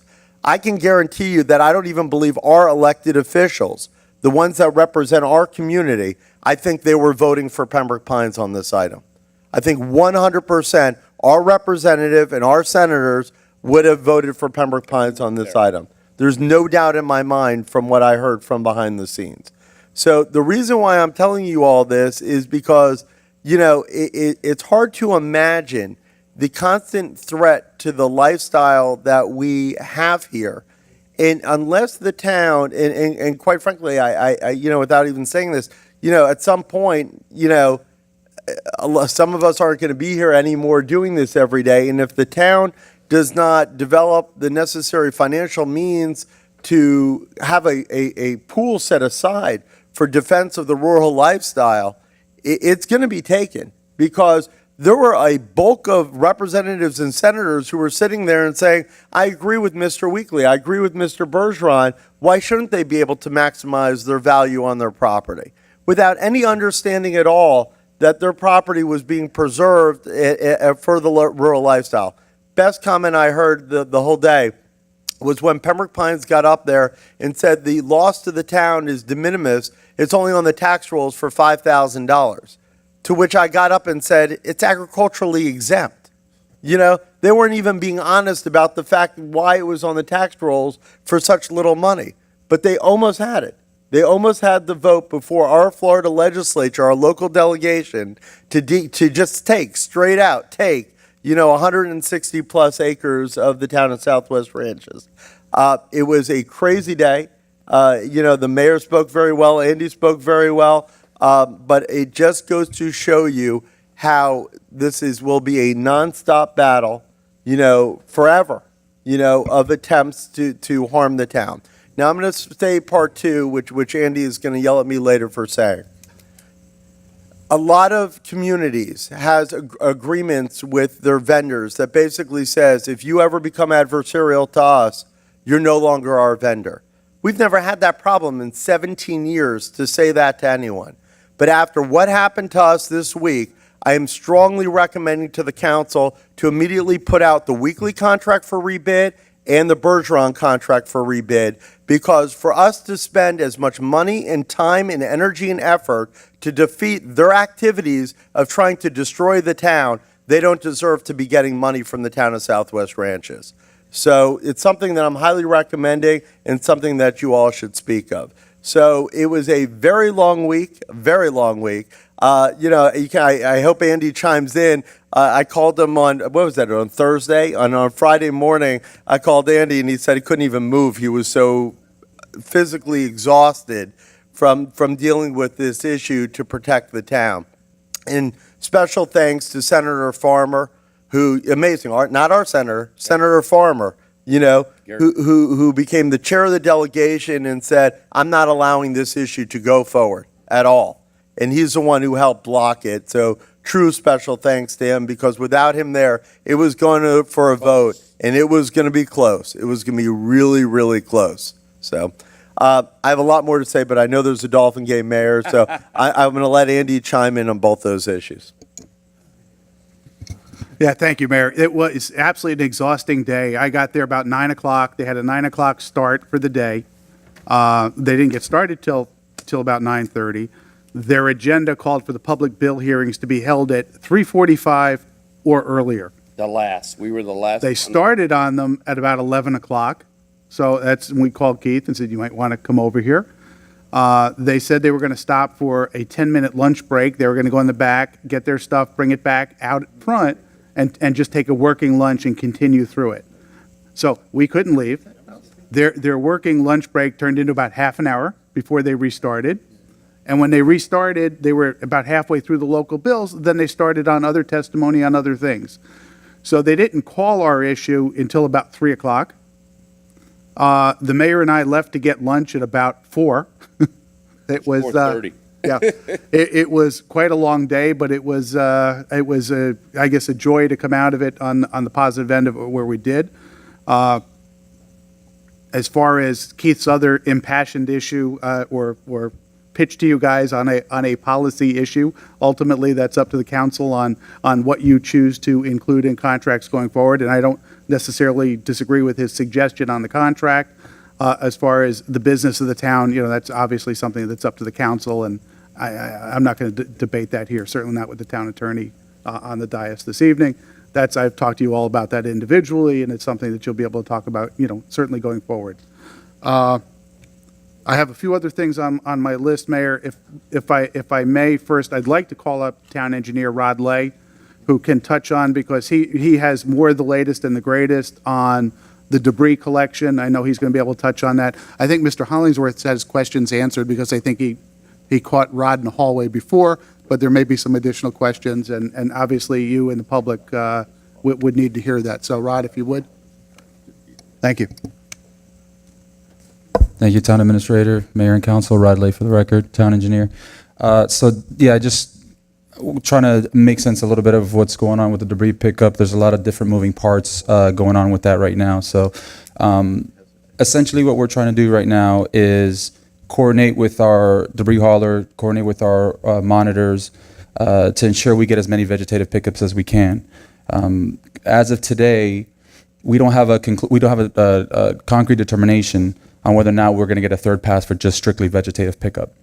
So what we're trying to do is position ourselves to have our debris hauler get specific types of equipment to get a lot of the really big tree trunks and stumps out of the way, because we're identifying a lot of issues where there's limited right-of-way where residents just can't put any additional material out in the right-of-way. So what we're hoping for is that we can get that stuff taken out. And once we get it taken out, then residents will be able to go ahead and put more material forward, and then the monitors will be able to tell us, yes, you guys qualify for a third vegetative pass, and we can move on from there. If that's not the case, if we kind of go forward with that, and the monitors still decide that we don't qualify for a third, we're most likely going to go straight to a C and D, which is a construction and demolition debris pickup. And then at some point, we'll determine when we're going to do just the final pass. So again, it's a lot of moving pieces, a lot of information about, you can't put too much green stuff out there. You can't put certain commingled stuff. So I know it's been complicated. We've been doing the best we can to kind of disseminate that message and spread it out to all the residents and make sure that we get a pretty clean operation going. But it's been pretty difficult, but I think we're moving in the right direction. I think we're getting close to finalizing this operation. And when you say a final pass, you're talking about the large stump and correct the big stuff. And it kind of depends on the scheduling. Like if we can get the equipment to do that in first, right? So the thought is if we can get that in now, they're going to go in, take a lot of the stumps, take a lot of these trunks, and then allow residents to put more stuff. So a lot of that first pass material will be taken out. So if the first pass material is then taken out, residents put more stuff, then it gives us a better chance to qualify for a third pass of strictly vegetative. So then we'll be able to go ahead and do that, and afterwards we can do a C and D pass after that. So I guess, this is the single most common question that I get from residents is what is happening. So I understand what you're saying. I think I understand what you're saying, but I'm less clear now, to be honest with you, than before. And I think that's probably because it's a fluid situation. But my understanding was that last pass was going to be the big stuff. So you're saying that may be up front. So I guess my question is, okay, so if we go have a pass with the big stuff and they take the big stuff earlier on, is there going to be, can they put more big stuff out there, or is that the one and only pass for the big stuff? Our intent would be to have another additional pass to haul bigger material. So once the last pass is going to be to haul the larger I mean, there may be one before that, but the last pass, I'm not clear. Yeah, it's, and I'm sorry, I'm not doing the best job of explaining it. Give me another chance to try to do it.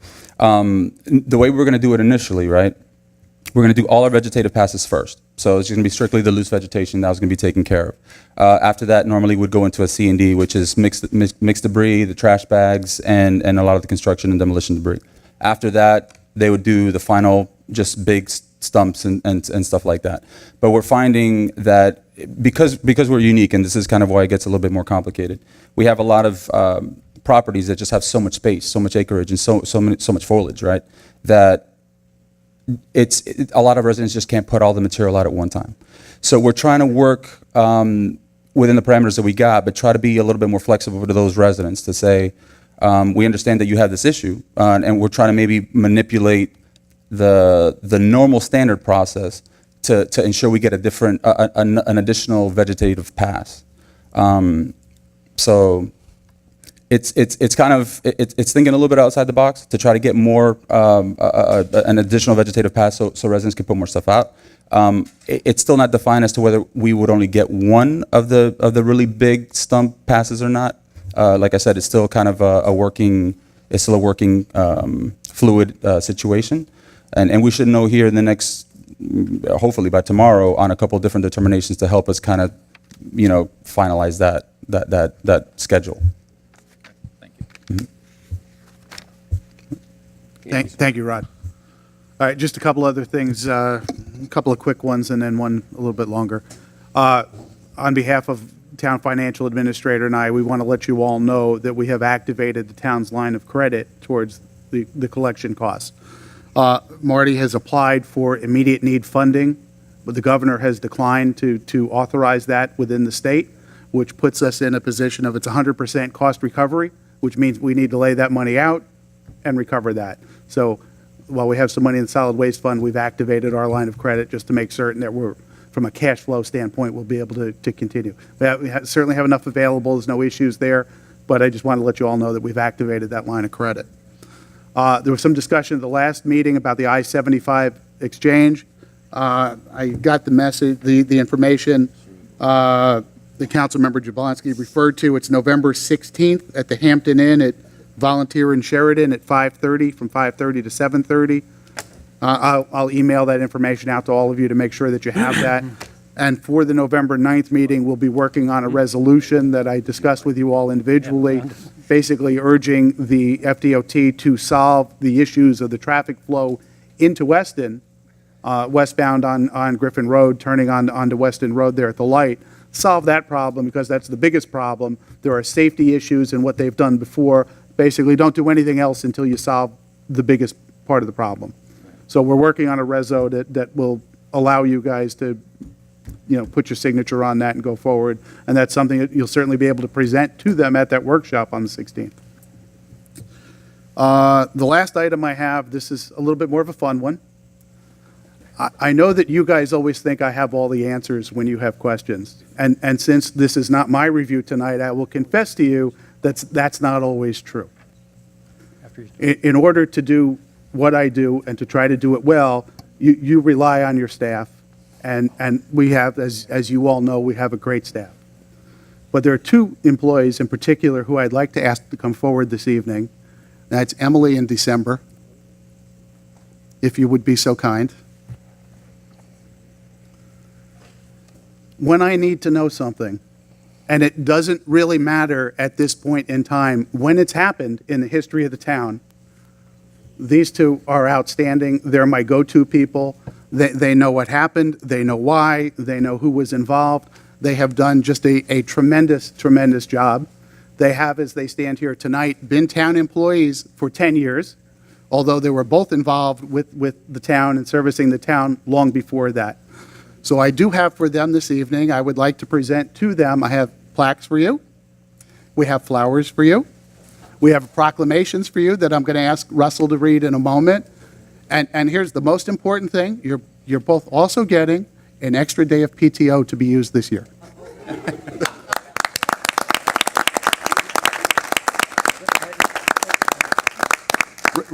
Russell, would you read the proclamations, please? Sure.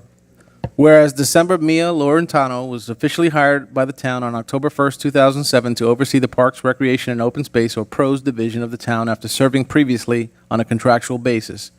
And whereas over the years she has successfully overseen the development of several park projects, including Sunshine Ranches Equestrian Park and Country Estates Fishing Hole Park. And whereas in alignment with the town's mission to protect the rural lifestyle while preserving the natural environment, her fierce advocacy on behalf of the town's fauna and flora have resulted in the town receiving important recognition, such as our designation as a tree city by the National Arbor Day Foundation, and the impending certification as a wildlife-friendly community from the National Wildlife Federation. And whereas December takes her advocacy of the environment beyond mere words as she works to educate others on the importance of nature's balance through efforts such as Water Matters Day. And whereas during her career, December has expanded her knowledge and achieved certification as both an arborist and a park and recreation professional. And whereas over her more than 10 years with the town, December has worked tirelessly to enhance the aesthetic beauty of the town by employing a hands-on work ethic in all phases of plant and tree maintenance, often watering new plantings herself, to ensure that the town looks its best. And whereas December met and married the love of her life, Brian Haynes, while in the town's employ, which gained her town family another member. And we are so proud to see her personal and career growth in the more than 10 years of service she has provided to the town. Now, therefore, the mayor and town council of the town of Southwest Ranches, Florida, do hereby proclaim October 28th, 2017, December M. Laurentano Haynes Day.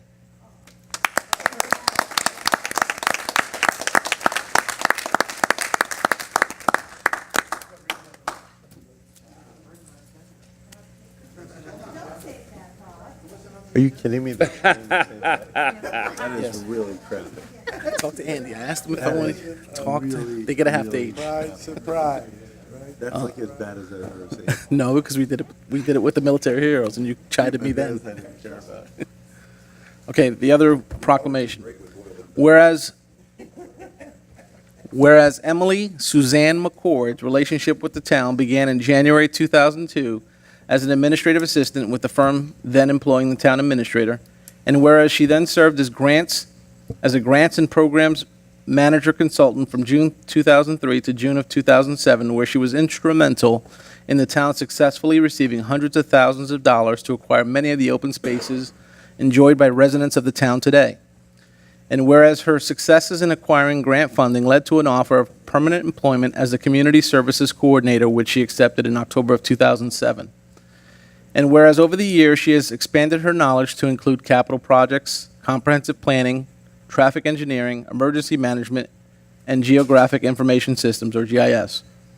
And whereas past and current supervisors have lauded her extensive institutional knowledge as a tremendous asset, as she can be relied upon to explain the genesis of many town projects and past decisions made. And whereas Emily's dedication and commitment to her town of Southwest Ranches family is readily apparent in her work habits, as she often assists others, as she often offers to assist her coworkers with large projects.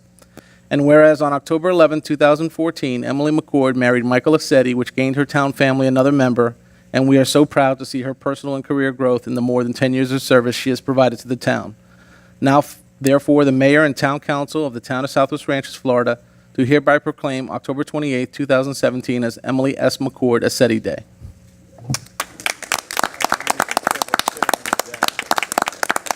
All right, guys, come on, go for a picture. Go ahead. Sierra, you want to say something first? Yeah. I'd like to say congratulations, girls. Great job. And you've done a great job. You deserve this many times over. Again, congratulations. Yeah, just a word of thanks and congratulations. Hey, don't go sit down too far. We're going to come down for a picture. Andy, you want my heels? That's good. That's nice. All right, we're moving over. Put the flowers in Andy's face. Thank you all for all you have done. You really just contribute so much to the town, who we are and what we see. We are. And the enjoyment of it. It's just, thank you. That's all we can say is thank you. Let's get down for pictures and we'll. Come back up.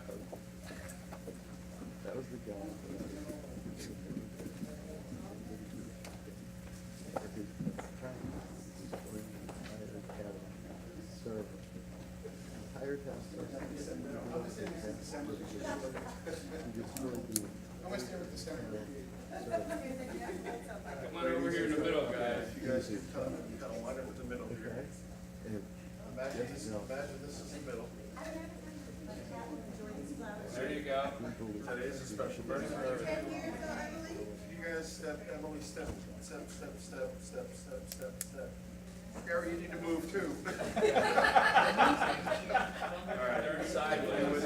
Face each other just a little bit. And Andy, great. All right, you don't have our height set, Joe. Good luck, right? Yeah, Gary, maybe you can hold her proclamation. Where's your flag?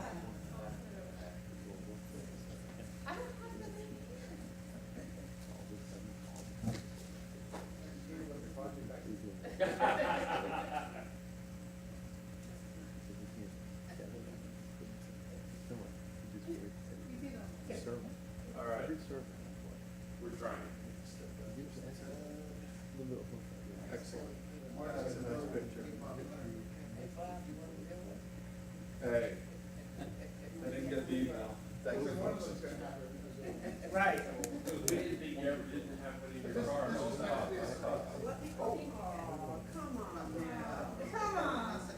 I'm the you know, the substitute, so give me a break, I gotta practice.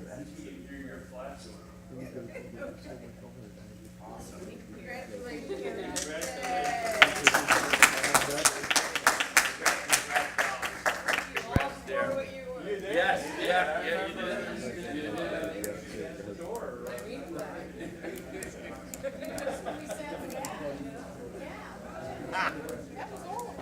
Congratulations, ladies.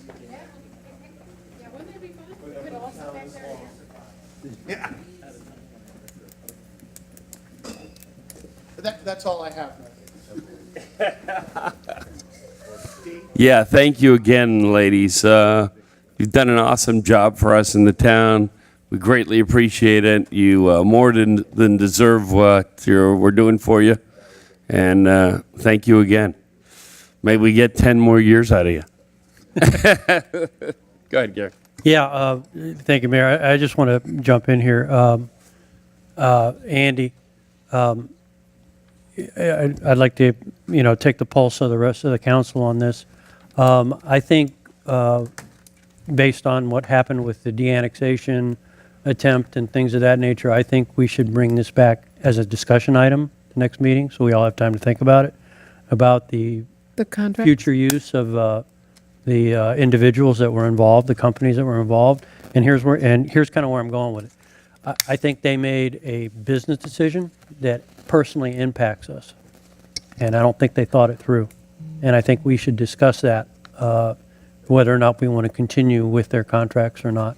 And the only time we can talk about it amongst ourselves is up here. That's right. And I don't want to do a knee-jerk. I think it's something it's up for council discussion. As a discussion item, I think it's a good idea. I think it's a great idea. I would add one other topic to that discussion, and that is, and maybe it needs to be followed up with a shade session afterwards, but I think that we should discuss a potential strategy to what we can do to avoid this in the future, to be able to hear about these things sooner, and to possibly see if there's some things we can do from a legislative standpoint to get some new laws passed. Exactly, so that I concur. Yeah. So I would have a just add that to the question. agenda, what to talk Yeah, about. to add that to just as a discussion item, for that, because I think this is just going to be relentless. It's just, it's Every year. 10 years, it's going to Every year you're going to do this. But I have a question for the town attorney. With them not notifying us, was that legal? I mean, when you're going to lose something out of your town, that's substantial. I know that the town administrator had told me that he would like to write a letter. I think he just knows what my letter would say. So I gladly. Well, maybe we'd sign it, but Yeah. we want to know But, what they did. I will tell you, it would have never happened when Sandy Harris was in charge of the Broward delegation. She treated everyone equally, and if a bill like that would have been submitted, she would have forwarded it to us and said, just give you a heads up, this was submitted, yesterday. The fact that we were not notified about it at all, Whose job would it have been to notify us? the person who is now in charge, not a Politico, the person hired to be the director, thank you, I forgot the name, the director of the Broward delegation. Wow. So there's no consequences for that person for not notifying a municipality of something so great? I will tell you that Frank Ortiz started his speech by speaking about the fact that he serves as mayor for, what did he say, 150,000 residents, give or take? And that's how he opened up his speech.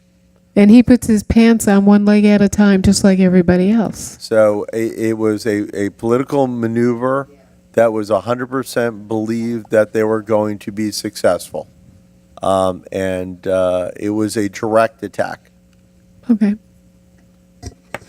And it's so hard to imagine. I wish it was taped, and because, and I'm going to still see if I can get the audio.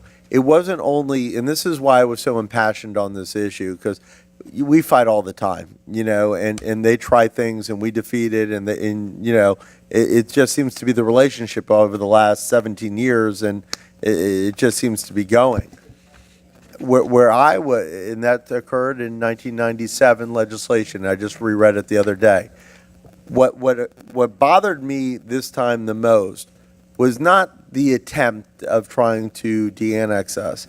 It was what was said by individuals about why they wanted to leave the town of Southwest Ranches. And that's what bothered me the most. It was, and Andy, please correct me if I'm wrong, it was a lot of disparaging comments about our town and about the residents in our town. And that was one of the main reasons why, I was so furious and had a difficult time containing myself. Yeah, Keith, I think it would be very appropriate to get the audio to share that with council and others. Yeah, I'd like to hear it. If it was taped, I don't know if they tape it, but I will definitely request it. So, at any rate, we're going to bring it up as a discussion item with multiple topics, Good. Circling all around this. I think that's, All right, I'm on board. Okay. Yep. Good. Freddie, you on board with that? I'm Okay. on board. Dee? I agree. All right. All right, so you're good? Anything else? Dee, was there anything else you wanted to bring up that you forgot before we move on? I thought there was something else you said you wanted to. I can't remember. We'll come back to it if you want. All right, resolution number, well, we did that already, so we're number 9. A resolution of the Town Council of the Town of Southwest Ranches, Florida, approving the Town Council meeting schedule for the calendar year 2018 and providing for an effective date. I'll make a motion. Second. Any public comment on this matter? Oh, there you go, Dias is over there. Oh, okay. All right, seeing no public comment is closed. Back to us, any discussion on the matter? No discussion? All right, call the question. Hold on, what? Go ahead. Mayor, you had proposed an alternative. Oh, excuse me. I was doing a couple of things at once. We had this discussion, I don't know, 4 months ago or a while back about changing the calendar a little bit. I think we're all on the same page as far as the residents and giving them an opportunity to speak and coming out and whatnot. So we're all on that same page. But I think we're also on the same page that most of the people that are active, involved, that come out or have issues, call us on our cell phones all the time, or call town hall or whatever can reach us. So I think our communication and whatnot and are in touch with the community is pretty good on a regular basis. So I would ask that we change our calendar, except when we were required to have them 2 times a month meetings, to once a month. And reason being is sometimes we have no business. I don't know if it was 3 or 4 meetings, Andy, past year, that we had literally maybe one item on the agenda, and sometimes none. And I was on board, with everybody having meetings, having people come out, And, once in a while we get new people and, I know everybody's attitude, if it's just one, it makes a difference. And I get that. And I think we're all on board with that kind of stuff. But I think, I know I do, and you guys are pretty darn good at it, as far as communicating to the public, making sure they have numbers they can reach us by and call us, and getting back and returning phone calls and whatnot. So I would tell you that, in my opinion, that we should go to once a month, except where the calendar calls that we have to have it 2. One of the comments I said during the budget time, because we're having the meeting anyway for a budget or discussion, make that a meeting. So whether it's a budget meeting or not a budget meeting, in moving forward. So I would like, does everybody have this, or Andy? Or do you have it to pass out? Yeah, or what do we- I believe Russell attached that to everybody's package. Okay, you have it. Okay. There's an Exhibit A, which is what The was only thi- originally the in only the other- book, and then Yep. there's an Exhibit A that says Mayor McKay proposal. Okay, That's so highlighted. on that one, we've got to add a date, though, November 8th, but we have to add November 15th. Is that correct, Marty? Or is that for this month? Thank you, Next- Mayor. The request is to continue with once a month, but just the third week of the month of November to the 15th to allow So enough change time. it from the 8th to the 15th? Is that Yes, what that sir. is? Okay. Yes, so- Mayor. So on my recommendation or suggestion, change it from November 8th to November 15th for a meeting date. It was, I think it was just laying up here. So is this your motion to, Well, I can't make the motion. Somebody else needs Well, to make. there's Yeah, already but a you've already second- got- there's you've already already a got motion one. and a second on the floor. on there the is, floor. okay. Yeah. We're in discussion and we got. So we're in discussion of public that comment coming motion. up. And there's a lot Of to the discuss. old agenda, or Yeah, the old. of the old agenda every 2 weeks? Correct. Okay, all right. So there's a motion. So yeah, let we'll me, go through it, Andy. I mean, do you want to speak? I would like. Well, I definitely want to speak on the first motion. Yes. so And do I. then, I'll dovetail that into what Mayor is pronouncing. Hey, we're Yeah, missing yeah, that yeah, Miami vote on it. Dolphin It's already game. First and a second. Yeah. Whether it's up or down. Okay, the first comment is, okay, the difference between the two schedules is you're looking at 8 months. We already have 3 months of one Of meeting. one, yeah. Of one, and then 1 month where it's imperative that we have 2, that's September because of the budget. Right. So we're dealing with the other 8 months is really what we're talking about here. Reducing them, or keeping them consistent with two times versus Once. one time. I think I've always been an advocate of the twice a month whenever possible because we don't take any months off. That's why we went to the 3 months at once a month. I'm getting a little tongue tied here, and I apologize. But I really think that this is part of our job. This is what we do, where we need to be here to hear the public so that they know that they can come in. Now, you're right, we're 100% right. We all go to the HOA meetings. We all, sometimes we're 4 nights a week. It's a lot of time. It's a lot of stress. But I really think this is part of our job, that we need to be here for those 8 months, at least twice a month. If there is no agenda for a further meeting, or there's something extraneous coming up, and off the top of my head, I can't think of it. I think the only time that we would to decide if that we should cancel a meeting would be at a first meeting, because I think people need to rely on this, even if whatever their concerns are, for this. And it's. I'm trying to think of the right word. I just think it's part of our job. Yeah, I think it's what we do, and it kind of defines us. And there's another thought cycle I had right here, and I'll turn it back over to Steve, and if I could allow to come back to it. Sure. Ultimately, when we're done, I'm gonna open to the public. Perfect. Yeah,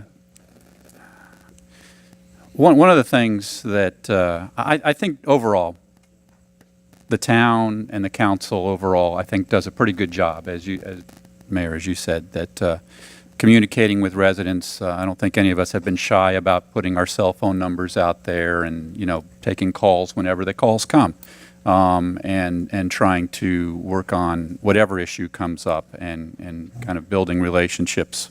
We're a small town, and that's what it's about. But I also feel like probably one of the single most common complaints that I hear from residents is, oh, I didn't know that was going on, or why didn't you communicate that better, or why didn't you let us know about that?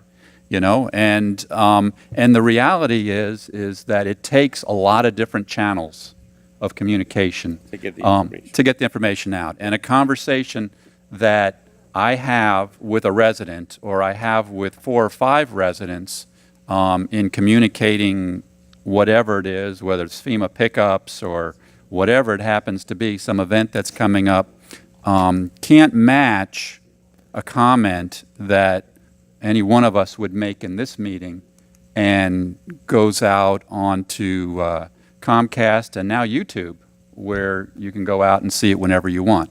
That's a great communication tool. And so I think more communication is better than less communication. So for that reason alone, I would definitely favor staying with the 2 meetings. But the most important reason to me for having the 2 meetings is that it's critical in my mind that there is an open dialogue between the residents and their representation up here. And that is something that they don't have to wait more than 2 weeks to stand up there and have them, and it's different to hear it one-on-one over the phone versus saying it at that lectern there, and having it, whoever's here to hear it and to know that it's going out to the town. It's they need to be able to have that ability to voice their concerns, to get their concerns out there, and that, I do think it's part of what we signed up for when we took this position. Can I jump back in? Sure, go ahead, Just, Gary. my chain of thought came back to me. All right. I've kind of looked at this for the last 4 months since it was a discussion item. And one of the things, the only people that I think a reduced schedule benefits is the people sitting up here. We don't save any money. Just everybody's salaried out there. $20 for the lights. I don't want to say a class, but I mean it's a group. We're the only people that really benefit from the reduction in the meeting schedule. So I just wanted to add that in there, and to me I didn't sign up to reduce communication. I signed up to maintain it and make it even better. So I just want to throw that out there. Dee? Well, there's kind of like 2 sides to it. In some respects, if there is nothing on the agenda, I don't understand why we can't call it early enough to say we have nothing. I mean, literally nothing. So just to sit here and listen to, 2 or 3 people, and it's not that what they have to say doesn't matter. But if you're getting these calls saying, I don't understand, why wasn't I informed? Well, why aren't you at the meetings? You wanted them. You thought it was a good idea. And I do tell people this a lot. I say, why don't you come to the meeting? Just come to one. I promise you I'll get you hooked on more.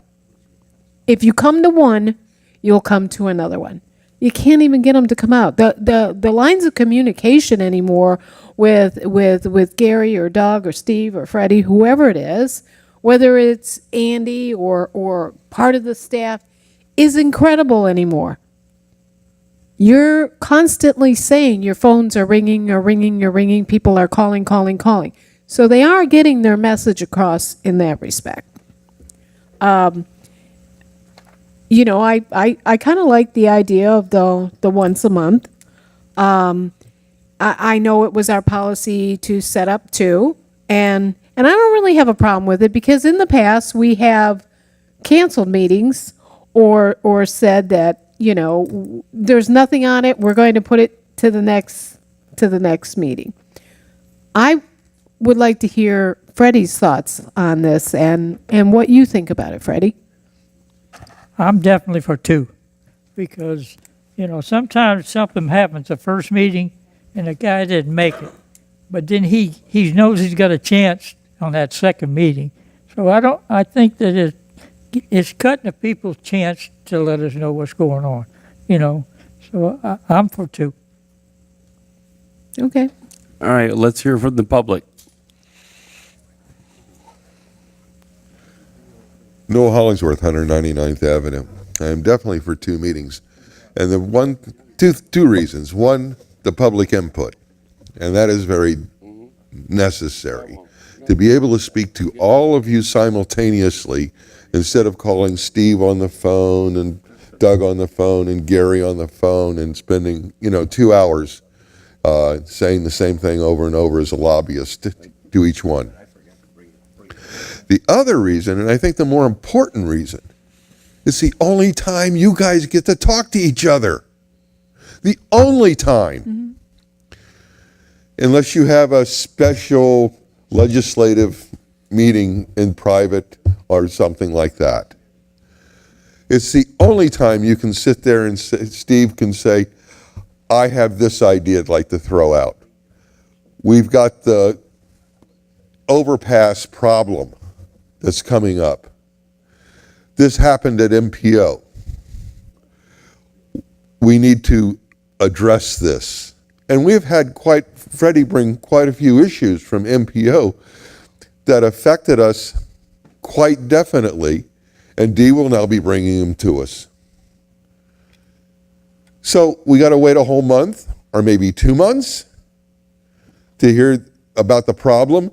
By that time, it's already cooked, boiled, delivered, and eaten and digested. And we end up with the product.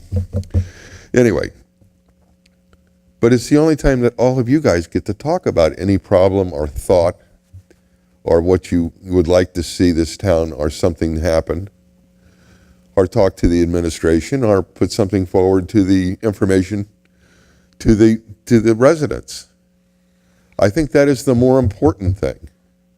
And believe me, there has been many meetings where we have had one item on the agenda and we spent 3 hours with you guys talking, driving us out here absolutely and totally bonkers.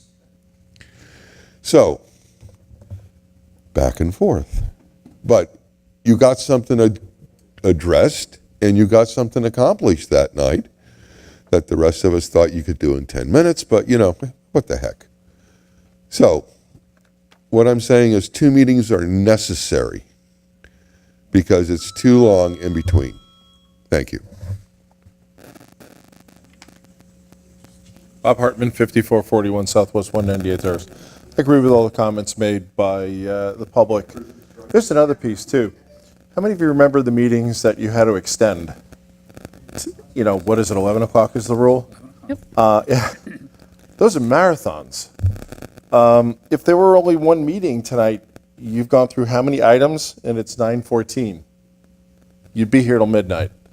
I kind of like our shorter meetings where they're only 2 hours, sometimes 3. But if you start trying to fit all those important agendas into one night a month, you're opening up the door for marathons again. And I don't think anybody enjoys those. Thank you.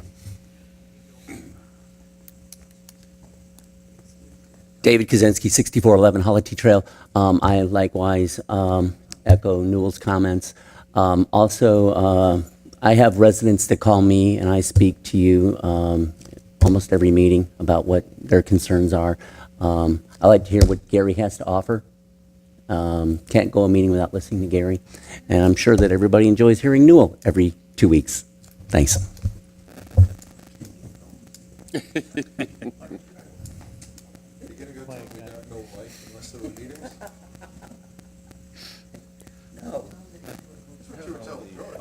No, that's what I said.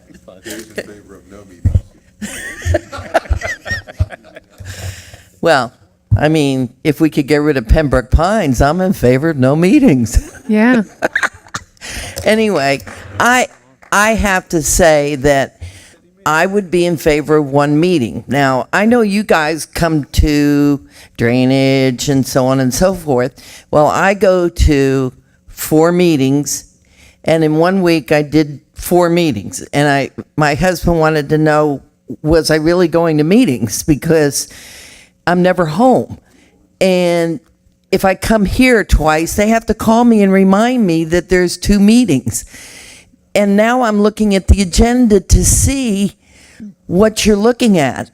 And a lot of times there isn't anything on it. It's more like housekeeping. And then I'm afraid not to come because sometimes while you all are up there talking, you decide you're going to pass something. And we don't know anything about it. So I'm not in favor of 2 meetings. If your agenda is as light as it's been for the last year, other than all of the stuff that Keith has been involved in, which you all have to be made aware of, but I'm sure that there's a method in which he can contact you all and keep you posted. What I'm saying is to come here once a month. I don't think that it's a catastrophe if we're not meeting every 2 weeks. If our agenda is not loaded. I mean, at 12 o'clock and then asking for an extension, that's a bit much. But if you look at your last year, this past year, you've really had 3 second meetings that didn't have anything in them. In fact, you had 1 meeting where 3 of you were here. So, I mean, it's something you all have to decide if you like communicating on those 2 meetings, but there's usually, Gesundheit, there's usually 2 or 3 of us here. And I will tell you, the activity in here with the residents has just, I won't say quadrupled. I mean, it's like Grand Central Station. And if they have a problem, the staff usually can handle it. So we don't have what we had before. We've kind of become teenagers now. We're out of the diapers, and we've kind of graduated to the teenage generation, thank God. You all had a long, hard, well, Freddie did, long, hard pull for 17 years. I can't believe Freddie, 17 years. I mean, that's almost a lifetime. But I think you could get by with 1 meeting, and I think that it would benefit Wrap it you. up. Thank you. Bye.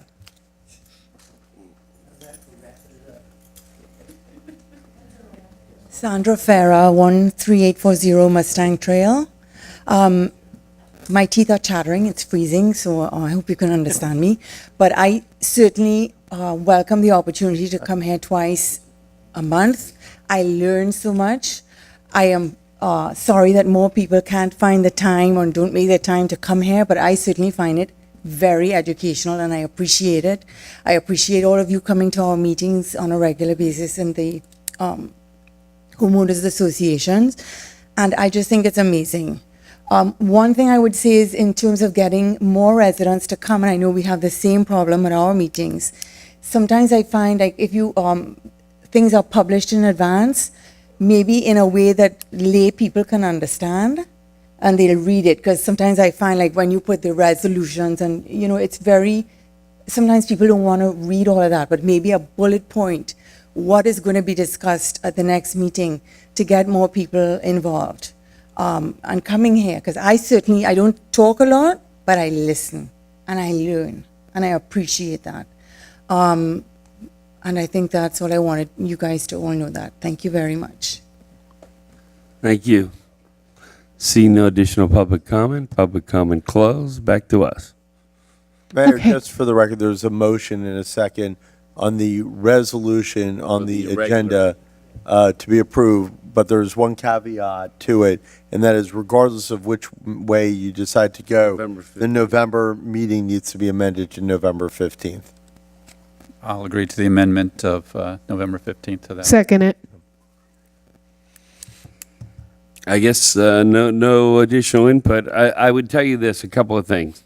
With the communication in 17 years, we've had a lot of growing pains and different things. So we don't have as many issues, and there's not as much.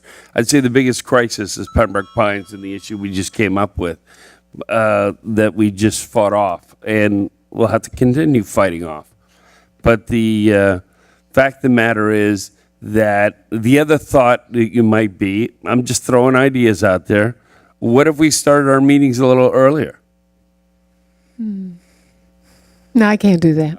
Okay. Listen, I just want to ask. I don't know.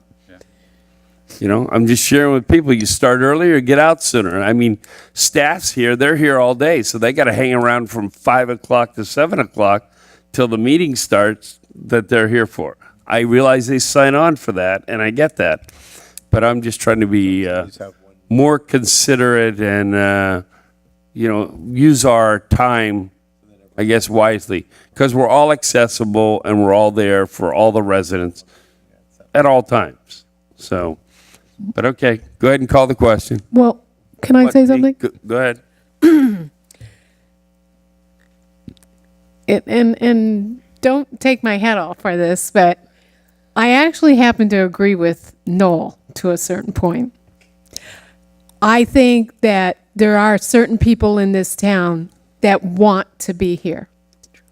It's like they pay for the opportunity. It's their movie night. It's just it's a good time for them, and I can remember on more than one occasion sitting there and bringing something up, and you all going, well, we didn't think about that. That's something good. We're going to make a note of that, and we're going to bring that up. So maybe it would behoove to us to just keep our schedule at 2. And if for some reason something would come up, providing it doesn't look shady or anything like that, a meeting could get canceled.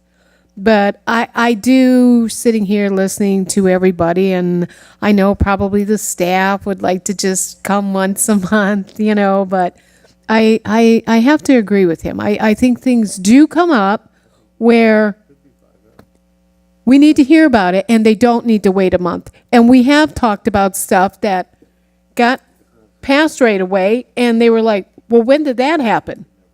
Well, at that meeting. Well, I only missed one. Well, so at least you know where my head's at. Sorry.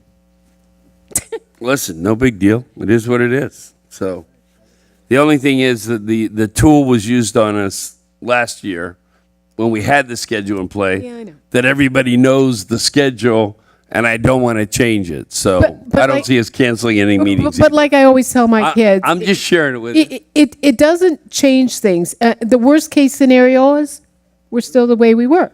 It's not like it makes it worse or anything like that. So call it. Okay. Call the question. Councilmember Schroeder, Yes is for the existing calendar. Councilmember Fisickelli, Yes. Councilmember Jablonski, Yes. Vice Mayor Bright Cruz, Yes. Mayor McKay. Yes. All right. Okay. On to the next one. Number 10.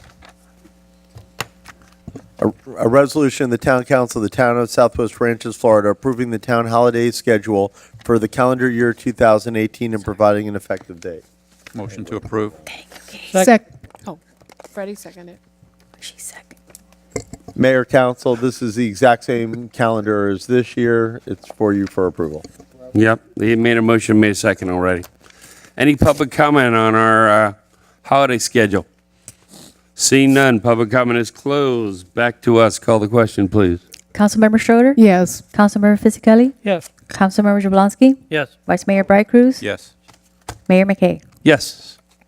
Mayor, we have one emergency walk-on item as it relates to the storm. Essentially, what the issue is that currently the non-vegetative debris, the C&D mixed debris, is slated to have to be trucked to the Pompano Beach facility. Too far. Broward County has agreed to allow it to be brought to the Sterling Road US 27 facility, provided that we agree to enter into an interlocal agreement with them to be able to bring the debris to that location. Bringing that debris to that location obviously is much closer.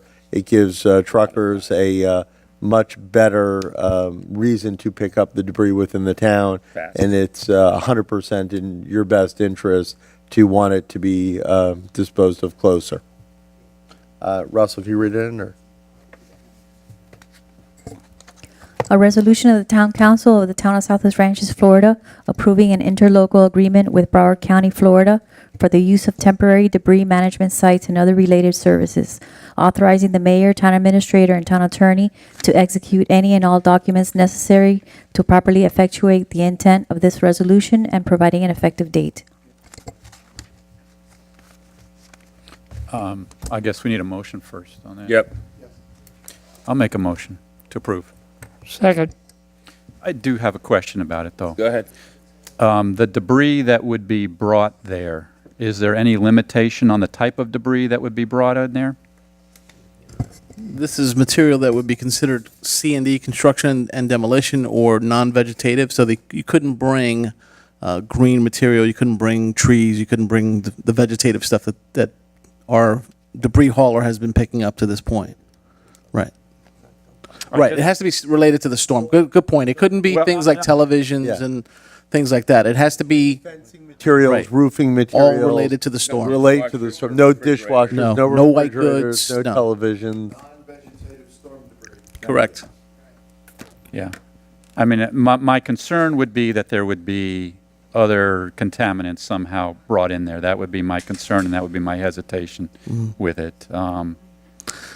I guess if we're comfortable that that's not going to happen, then I'll vote for this. But the last thing we need is to open up, have this be a way of slowly reopening that area out there to non-vegetative debris that can go downhill. And that's my concern. That was, I don't know how many people were here when that was this, but this sounds very Vice Mayor, similar. if I can just elaborate and used kind to of be. clarify the point. Yes. This is going to basically be used as the attorney said, as a transfer station. It's going to be used as a temporary debris management site to kind of go through the debris that's brought in and sort it.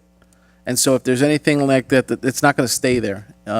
Basically, it's used to kind of take the incoming waste, sort it, and then process it further. And it would be shipped other places for final disposal. Okay. Any public comment on this matter? David Kaczynski, 6411 Holity Trail. My only concern has to do with what contracting hauling company will be involved with this, because as of the recent developments that were discussed earlier, I think the town has some concerns about who's hauling this stuff away. If I can answer that, it would be basically the same debris hauling contractor that we have currently been using. Who's that? Okay. Because we're under contract. See no additional public comment closed. Back to us. Any discussion on the item? No. All right, call the question. Councilmember Schroeder? Yes. Councilmember Fisickelli? Yes. Councilmember Jablonski? Yes. Vice Mayor Bright Cruz? Yes. Mayor McKay? Yes. Motion to adjourn. Awesome. I'll accept it.